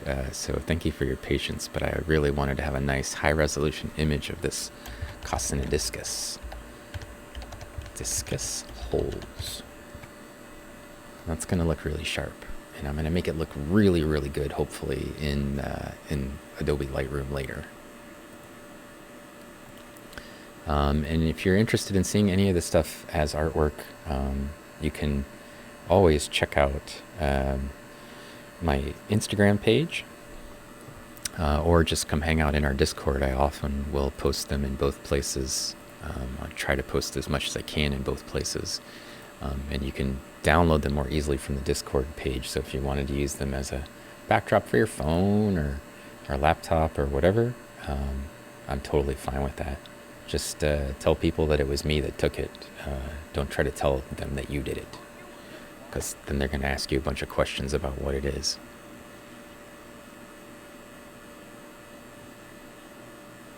So if I zoom out, we get a pretty good overview of all the crazy things we can see in our sample, just full of diatoms. And that's usually the case. A whole bunch of follows while I was busy moving around again. It's like you follow when I can't see. Here's a nice Actinic Cyclist again. So we started out looking at an Actinic Cyclist. This one's got a little bit of junk on it. But if you were here at the beginning of the stream, we saw an Actinic Cyclist that was even worse with respect to the junk covering it. And I told you that there was a ring of Photoportulas, which are these trumpet or fan-shaped things around the outside edge. And I will apologize for the quality of the image. It will get better in a second. I also told you that in Actinic Cyclist, we saw this exact same species, that there should be a little nodule called a Pseudonodulus. It's right there. So, I got the genus right on this one.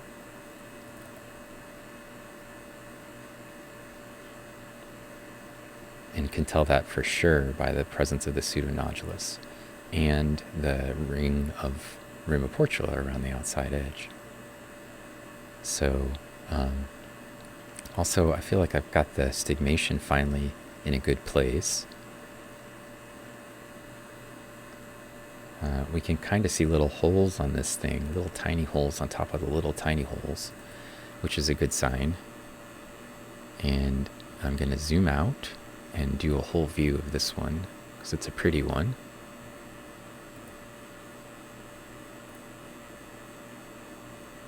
And so you can see as the beam is scanning across what it's actually doing, right? It's actually building that image as it goes. And I think we're just going to do a 7. So, speed-wise, it should take about 2 or 3 minutes to draw for us. And then we'll have a nice photo of our Actinic Cyclist. So this thing right here is the pseudonodule. It's like a little depression here on the outside of the valve. It would be a bump, like an external bump upward. On the inside, it'd be like a little pit. And I don't know what it does. You should just feel lucky that I could figure out it was Actinic Cyclist without any help. But I don't know what why there's a pseudonodulus or what it does. It's just a thing. Also, you can see that the Actinic Cyclist is relatively also thin valve, because we can see behind it. We can see through it, right? Here's this thing. We're looking through it to see that. Structurally, there's something behind it that we can see. I just wanted to nudge it a little bit. So it looks it's in a good place. 7, 7. And then we can take that image. And I can come back and see what chat's been saying. Right. Bluebird. What are we looking at now? This is Actinic Cyclist. It's a diatom. We're looking at diatoms from San Francisco Bay. So everybody thinks it's a nightmare for people who hate little holes. Is it possible to see whole diatoms as the stuff inside a hand warmer material in a light microscope? Oh, you mean like if you broke one open? Yeah, you probably could. I've never done that, actually. I know that they put diatoms in it because I looked at the description. If you look at the ingredients or whatever, I don't know that you're not eating it, so it's not an ingredient, but they have to tell you what things are made out of. it will say diatomaceous earth on it. So I have a cool story where I was doing some core collecting in Yellowstone National Park. We went out to a ranger station and camped next to Crevice Lake in Yellowstone National Park, and I brought my sleeping gear. I brought my 20 below sleeping bag, and it was snow-covered grounds. We had to snowshoe in. The lake was frozen over. It's actually one of the best times to try to take a course from a frozen surface. While we were snowshoeing in, I saw some sort of a bear or a badger way off in the distance. We heard coyotes quite a bit, but I camped outside anyway. All the food was in the cabin, so it's not like there was anything that was going to get me. But the temperature that night at Crevice Lake was minus 30 degrees Fahrenheit, which is pretty close to minus 30 degrees Celsius. So my sleeping bag wasn't rated for that temperature, and I just opened up a whole bunch of those little hand warmers and stuffed them into my sleeping bag. And then the next night we had to sleep in the cabin because we just made space for everybody on the floor because it was too cold. But one of the guys that I was in the field with, he wanted to go sleep outside anyway, because he brought his a fancy low-profile military tent and a super warm sleeping bag, but he took his Camelback with him, and his Camelback froze and popped open, or started to freeze and popped open. And then he came in sometime around 3 in the morning, just like frozen solid, with the water from his Camelback that busted all over him. So pretty cool. Science is fun. The fieldwork is fun, as long as you have someplace warm to stay. People probably don't look at me and think, oh, there's a rugged guy, but we do a lot of cool outdoor work. So as a scientist, and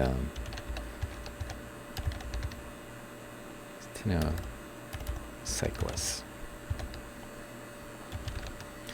And it's actually one of the parts about my job that I like probably the most, is doing field work. So, we do a lot of hiking and collecting samples from the field, and sometimes very physical aspect to it. But I think the important part is that I like being outdoors and hiking, and it's fun to be able to combine that with science. It's also very nice to be able to get a clear understanding of the environments that we're in, and that the diatoms are living in, by actually going to modern lakes and exploring the surrounding landscape. It's sometimes challenging to give a perspective to understand what diatoms might be responding to if you don't actually know what the lake system is like. So there's good reason to want to go out into the field and look at stuff. Oh, cool. That's some sort of a benthic diatom. Just happened to be in the plankton. I want to go with Raphanese or something like that. I'm really bad at marine diatoms, so I probably get it wrong. I drew one of these for somebody once. I just don't remember what the name of it is.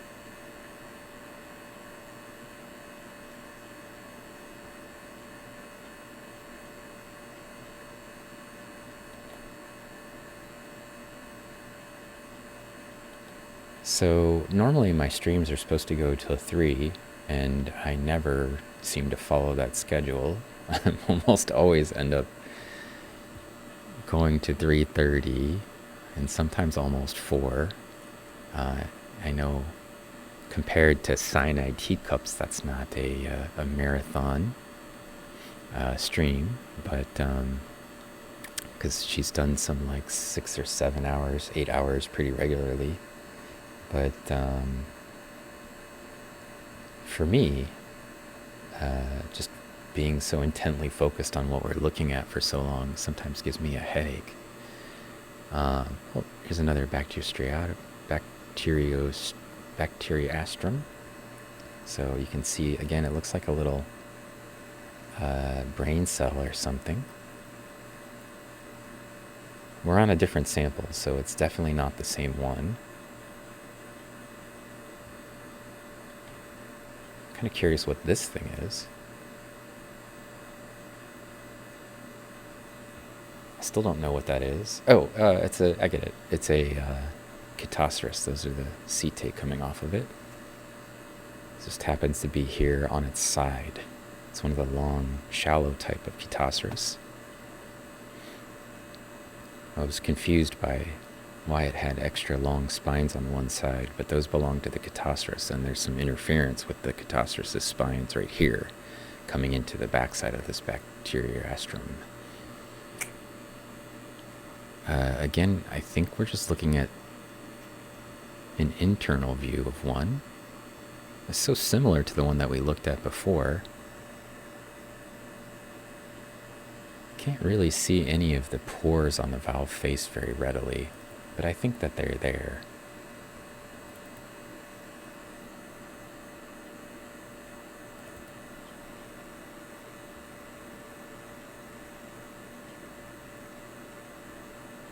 I'll just put that like that. Got ourselves a happy little diatom. Looks like a sun mixed together with a tree.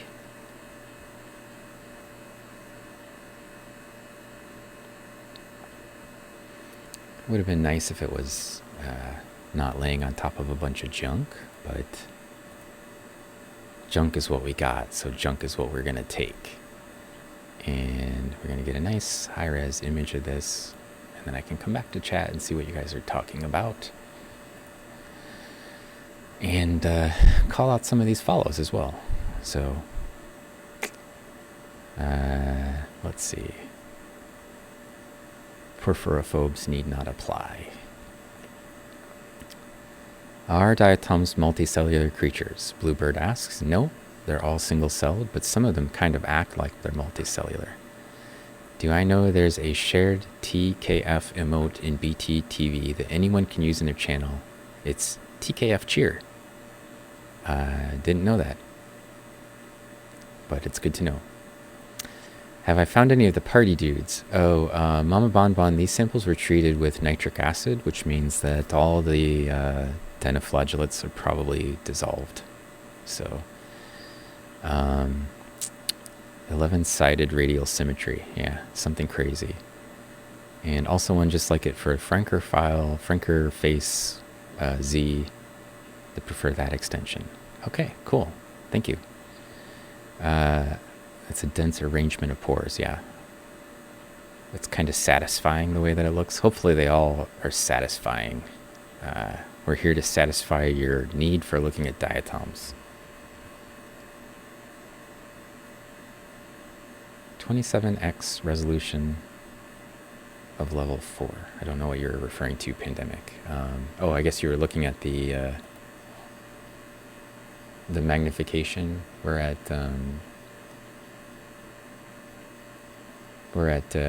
2,000 times right now, something like that. 2,000 times, about double what you could see on a regular light microscope. This is sort of a cool diatom up here. It's got really interesting little holes in it. I might go visit that one next. Yeah, 20 below 0. If you ever want weird sounds to go with this, you're welcome to use the sounds from any of your streams. Gnome Fire, what kind of noises do you make?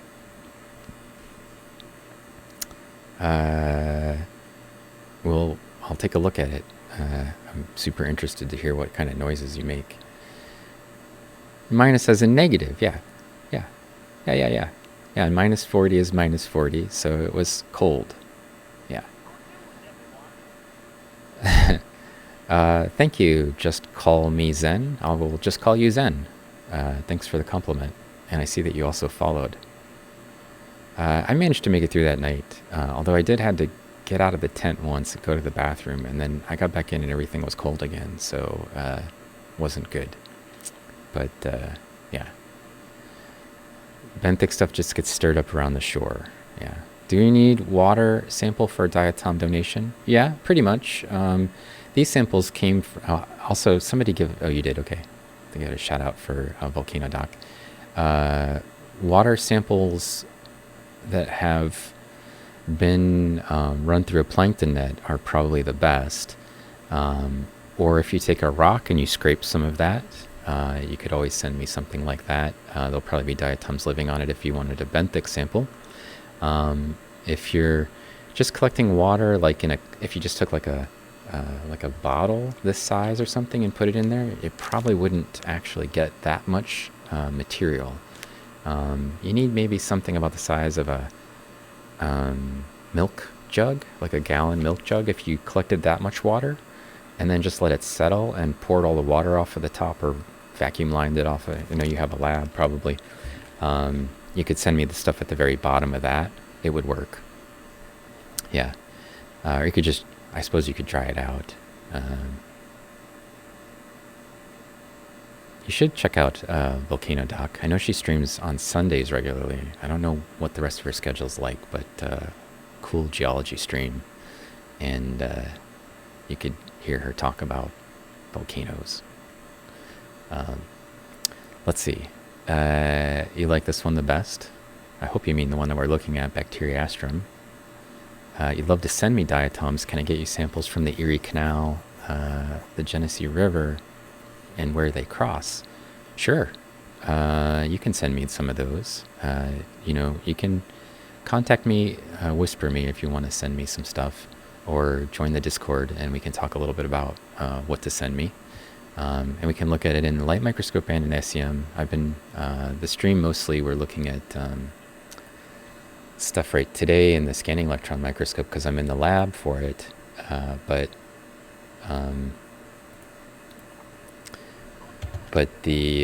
sometimes I stream from my light microscope at home. So you can always check me out there if you'd like. And I just want to see what this thing has got going on. Sort of looked kind of cool to me. Yeah, it's got really weird little pore structures. I could see it even from super zoomed out. I was like, what is going on with that one? So it's got really neat little, like, I don't know, heart-shaped when you look at them together, sort of pores. Let me get it in focus. I like doing streams where I collaborate with other streamers on Twitch, and it's not that I don't have things to look at, because I do, but I like to have something new, and I also think it's nice to be able to kind of take something that somebody sends us and put it in the SEM and the light microscope and let them really see what it is that's in that sample. As long as we're doing sort of funsy streams and I'm not trying to actually analyze something, I really actually am okay with that. I don't want a giant wall of samples that people want me to analyze, but I definitely don't mind a few other streamers, and we can collaborate on some things, see what's in the material.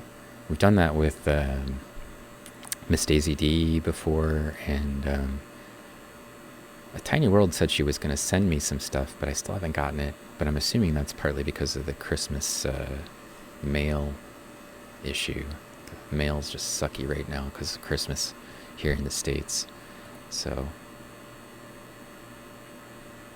let's go ahead and take a picture of these crazy little weird pores. It lets me come back to chat.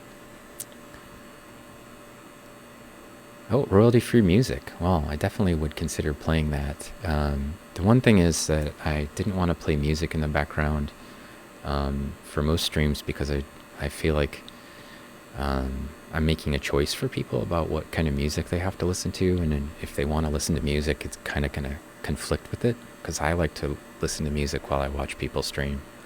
So, but I think for some streams it might be actually kind of nice to have music. Cover over the vacuum pump sound. Like little clovers, yeah. No gaming streams more exciting than this, in my opinion. Nature beats the wildest imagination. That's a great attitude to have. I'm sure that somebody out there streaming game stuff is pretty cool. Hey, Professor Melko, welcome in. And I'm glad that Pacific Plankton got you a shout out. It's nice to see you. We're having a fun time today. We're looking through some samples that Pacific Plankton sent me. And Little Chook, hi Little Chook, haven't seen you in a while. I know you had to like get moved into your place, so hopefully you're going to be back to streaming regularly. And it's nice to see so many fellow streamers in here as well. So let's see. Headshot Specialist, I've followed you on Twitter. Thanks for the follow back. Oh yeah, no problem. Totally fair. I think you're talking about the music thing, yeah. For the buzz, I probably could fix it, but I think sometimes people like to have the vacuum pump sound because it makes them feel like they're in the lab with me. Because that's the way it sounds like in here is a constant buzz noise. Sometimes I put my headphones on, but then I can't figure out how loudly I'm talking. You like the white noise. Well, you know, for the people who are here for the ASMR portion of it and they want to hear I got you covered. Let's see. Oh, I'm almost to the bottom of the comments, and I made it there before the stream got to the edge of the scanning electron microscope, got to the end of the clovers. Okay, so I got a bunch of follows again. I wanted to say thank you to those people. So Big Nature TTV. I don't even know how to say this. I'm just going to call you Lazuli. Supia. Gnomefire. CGR 128, sorry. Just call me Zen. Mentioned you before. Excessive Menace. Light Stalker. And Lapis Life. There's a Lapis and a Lazuli in the same place. Did you guys come with... did you come over with Volcano Doc? Are you like geology people? You're here for the lapis lazuli. I don't have any minerals in my except for silica in my SCM right now, but I don't know. This is probably like a thalassio something or rather. Thalassio thrix maybe. I'm just gonna call it that, and we'll look it up later. Pacific. You know, I don't know these benthic marine diatoms any better than the freshwater or than the plankton marine ones. Probably less better because I've learned so many of them just watching your stream.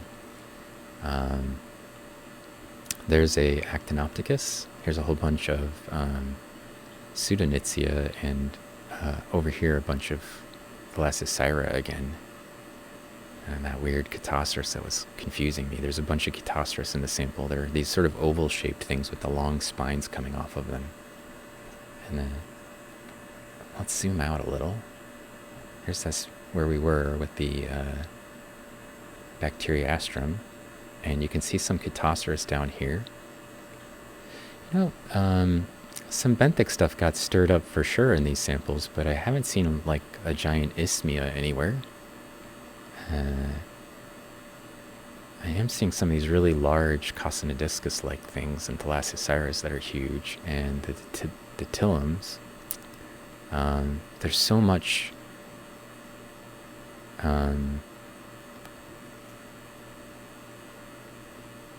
Pseudonitzia everywhere. And this looks like one of those Lithodesmiums. The little tube part's broken, I can't see, but you can see there's like a clear elevation central area. Be nice if we were on the other side of that one and could actually see the structure a little bit better on the valve face, or if that piece of junk that's on it wasn't on it. There's like a little one right here. Oh, this is Triceratium, I think. It's got those little divisions. These little divisions on them. I don't know if it's still Triceratium, but that used to be, I think, in Triceratium.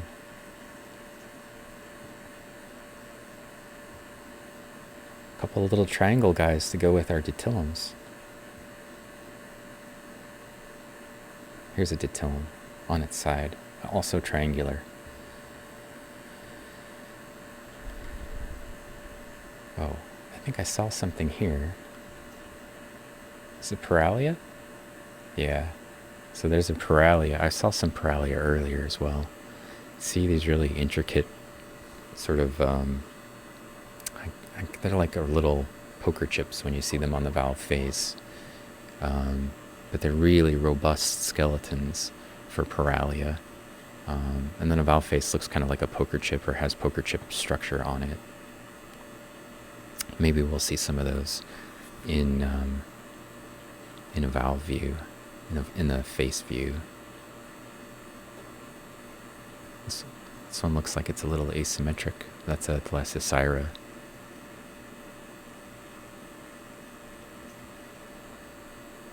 Well, we've definitely seen some really pretty diatoms today, and highlighted by the SEM, and I think that there's a lot of stuff here that we didn't get around to finding, which is always the case. There's never a time when I get 2 hours in on the SEM and I'm like, well, but I think I've seen everything. Unless it's just one of those samples that's basically monotypic, where there's just nothing else in it but one species, which happens sometimes, but not in these marine ones. And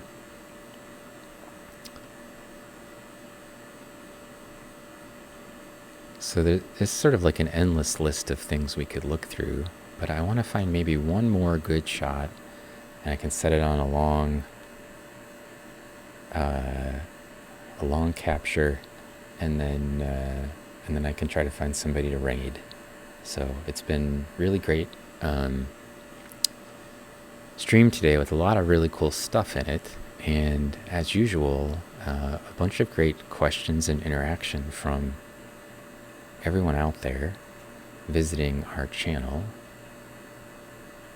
This one's just got like a Melosira or something sitting on it. Otherwise, it would have been beautiful. This is another problem with the SEM. In my lab, I have a micromanipulator, but we still haven't got the right tools to use it perfectly. And I was gonna put a student on that one of these days, and just never got around to it because we got shut down for COVID stuff in the spring of this year. Can't say that for much longer. We're almost to the end of the year. And so as a result, it just had been sitting in my lab hanging out. But I bet some of these big marine diatoms would be easy to pick up and manipulate. It's another Bacteriastrum. It's buried a little bit. Some of them would probably be really easy to pick up and move around because they're pretty big. There's a Astrolomphilus. It's a big, giant setae on that Chetoceros.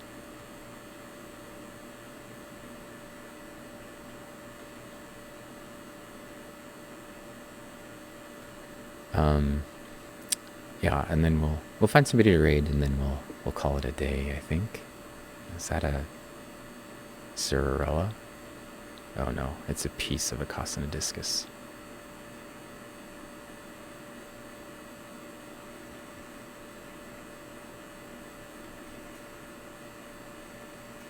Some little tiny piece of something here. Huh. I wish I knew what that was. I can't tell if it's a piece of a diatom or a little colony. Could just be a broken piece of a sponge spicule, I guess. It would be nice if we found another Skeletonema just kind of hanging out in here. We've kind of been looking at stuff at the very large scale, and so sometimes we miss some of the little guys hanging out in the spaces between.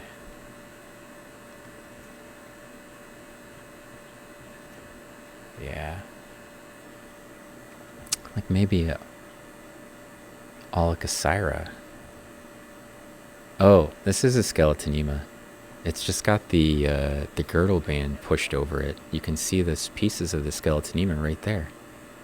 There's the valve face. It's just got the girdle band all wrapped around it. So a lot of times when we see them, the girdle band's been pulled off of that, and you could very readily see it's one of these white floggy eyes. It's just like draped over that thing.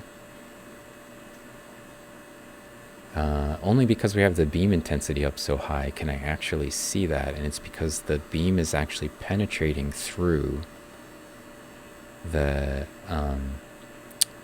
girdle band, and I could see the underlying structure. So it's encouraging because it tells me there's probably a bunch of Skeletonema in here. A piece of junk with a bit of a girdle band on it. It means we just need to look a little bit for something at that scale, and maybe we can find some without the girdle band on it. That would be a nice thing to finish up our imaging with today. Also, I could try jumping over to this one last sample that we have not really looked at. Let's do that.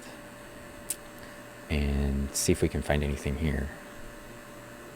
So we can equally distribute our images across the stubs. Although they're all from the same sample, so.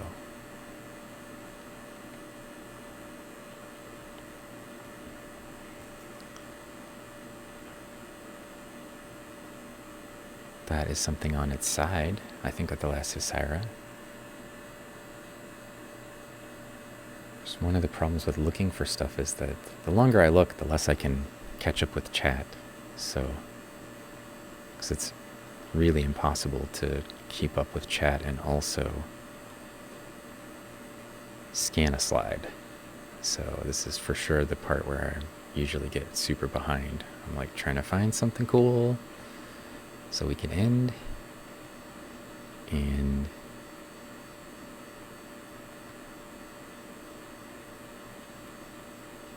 the searching is like all encompassing.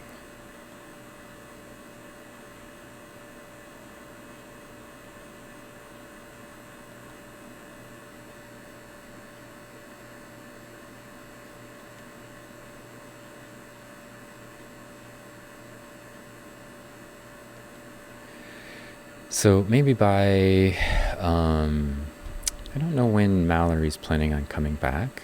I don't know if she's going to be here for New Year's, but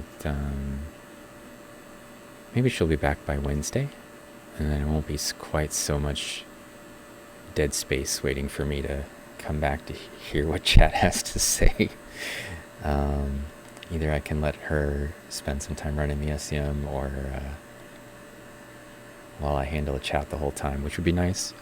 For people who followed relatively recently, haven't experienced the fact that I usually have like a small cluster of undergraduates helping me with my stream while I'm trying to like zoom around in it, that will read the chat or sometimes answer questions for me.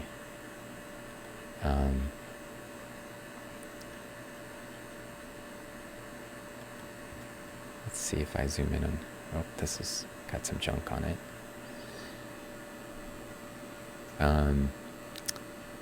But I think Mallory should be back. If not, we'll do one more. Also, I think I didn't remember seeing Saralosaurus in the chat today, but she said sometime after Christmas she wanted to get together and we were going to look at lizard parts. So she studies lizards for her PhD. She's here at Indiana State University, and I found us a Skeletonema, so all that digging around is going to be worth it, hopefully. And so she wants to dissect it a little bit, and then we're going to put the bits and pieces of it onto the SEM, and hopefully she's going to do all the dissecting, and then she'll be here to help answer questions about it, because I don't know anything about lizards really. So, what a pretty specimen this one is. And because I didn't screw up the stigmation in between, we should actually be able to see those little knuckled together spines on the Skeletonema. So that other one that we saw was a cluster of Skeletonema, but it had like a girdle band wrapped around it. This one does not have the girdle band.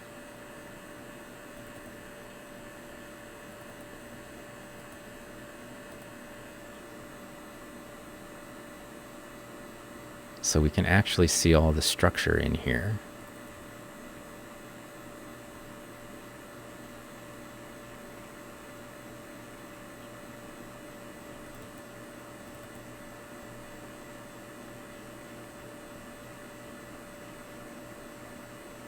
Sorry, I'm just tweaking this a little bit so that the photo doesn't end up slightly blurred like the other one did.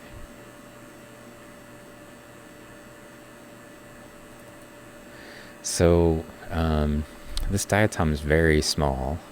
You can tell that if you look on the scale bar at the bottom, that's 2 microns.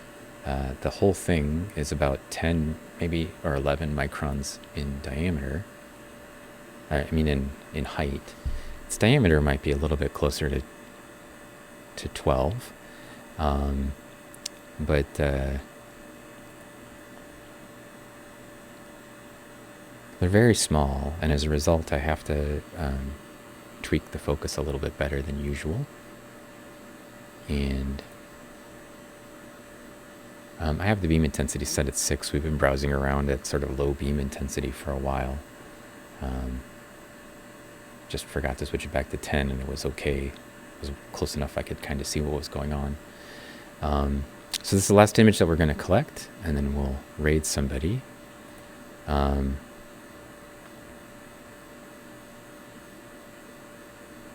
Hang on, I'll get to the questions, I promise. I'm going to set this up to capture this at this speed, and then I'll have a chance to answer questions, hopefully. And then, let's see. And then we'll also try to find someone to raid. So cool that Plankton gets to send you some samples. She's actually sent me, this is the 7th sample that we've gotten from her, and I think she has some more coming. So I think she's going to send me some more of her stinky stuff that I'm going to get rid of all the organic material. This is an ASMR stream. Well, I mean, people think of it that way. I don't mean it that way. Glacionema. Oh, it could be. Sorry. Let's see. I guess you're pretty high vacuum to get these electrons to scan. Yeah, everything has to be in a really high... That is a robot, I think, is just having a conversation with himself. Right there. Christopher John. That's just like some sort of a robot, I think.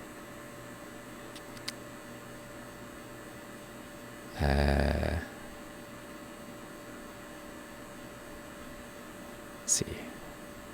3 weeks and your Christmas gifts still aren't here. Yeah, on the mail.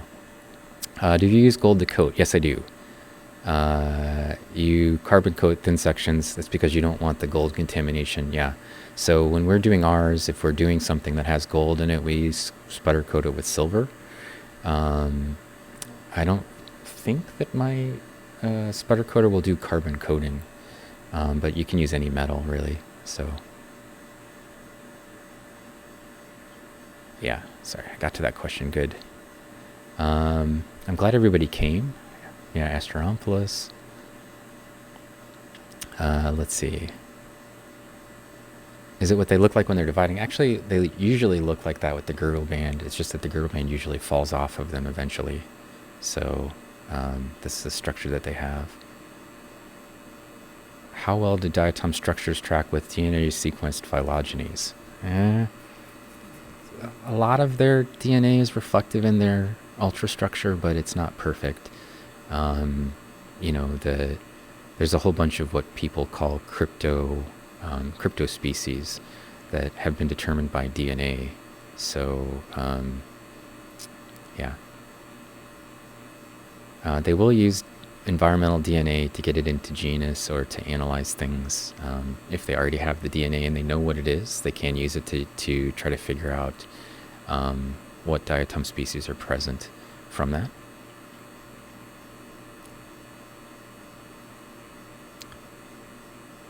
Coming from a bacteriology background, and fungal phylogenetics really required sequence-based comparisons. Yeah.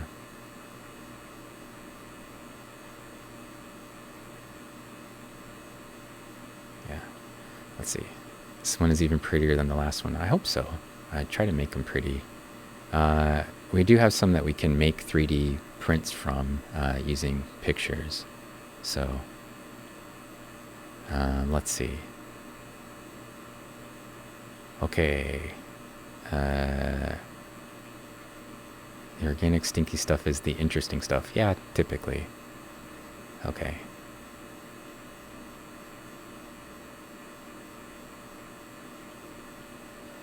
All right. So we had a bunch of follows. Let's see. I want to get back to that. Light Stalker, Lapis Life. Those were ones that we've seen. Quercus, somebody who likes oak pollen. And Joe Shuck 4, and Kalos or Kaios. Thank you all for your follows. We've had a ton today. I think 40 some followers a day. It's been pretty active here. And let's see. We need to find somebody to raid, and I think maybe the person that we should go for is Astro Canuck, who was here earlier today and also the other day, and a new friend for the channel. And so I'm just going to go ahead and type in the raid command for Astro Canuck, and let's see, did I spell that correctly? Canuck. Canuck. He does astrophotography, I think from England, and does some of his digital processing and stuff on the screen. But I don't think he's actually British. I think he is Canadian, based on the name.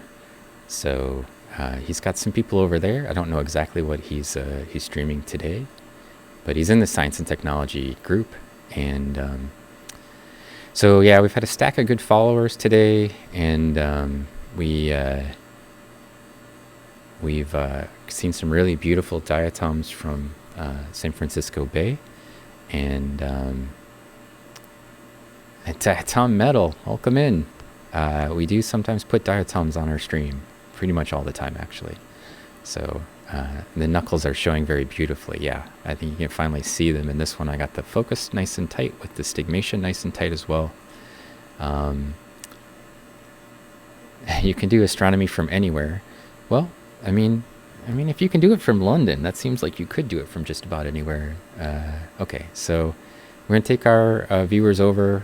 Thank you for Pacific Plankton and for Dell. Maximum Tube fellow streamers that are in that list of our microscope squad, and you should check them out.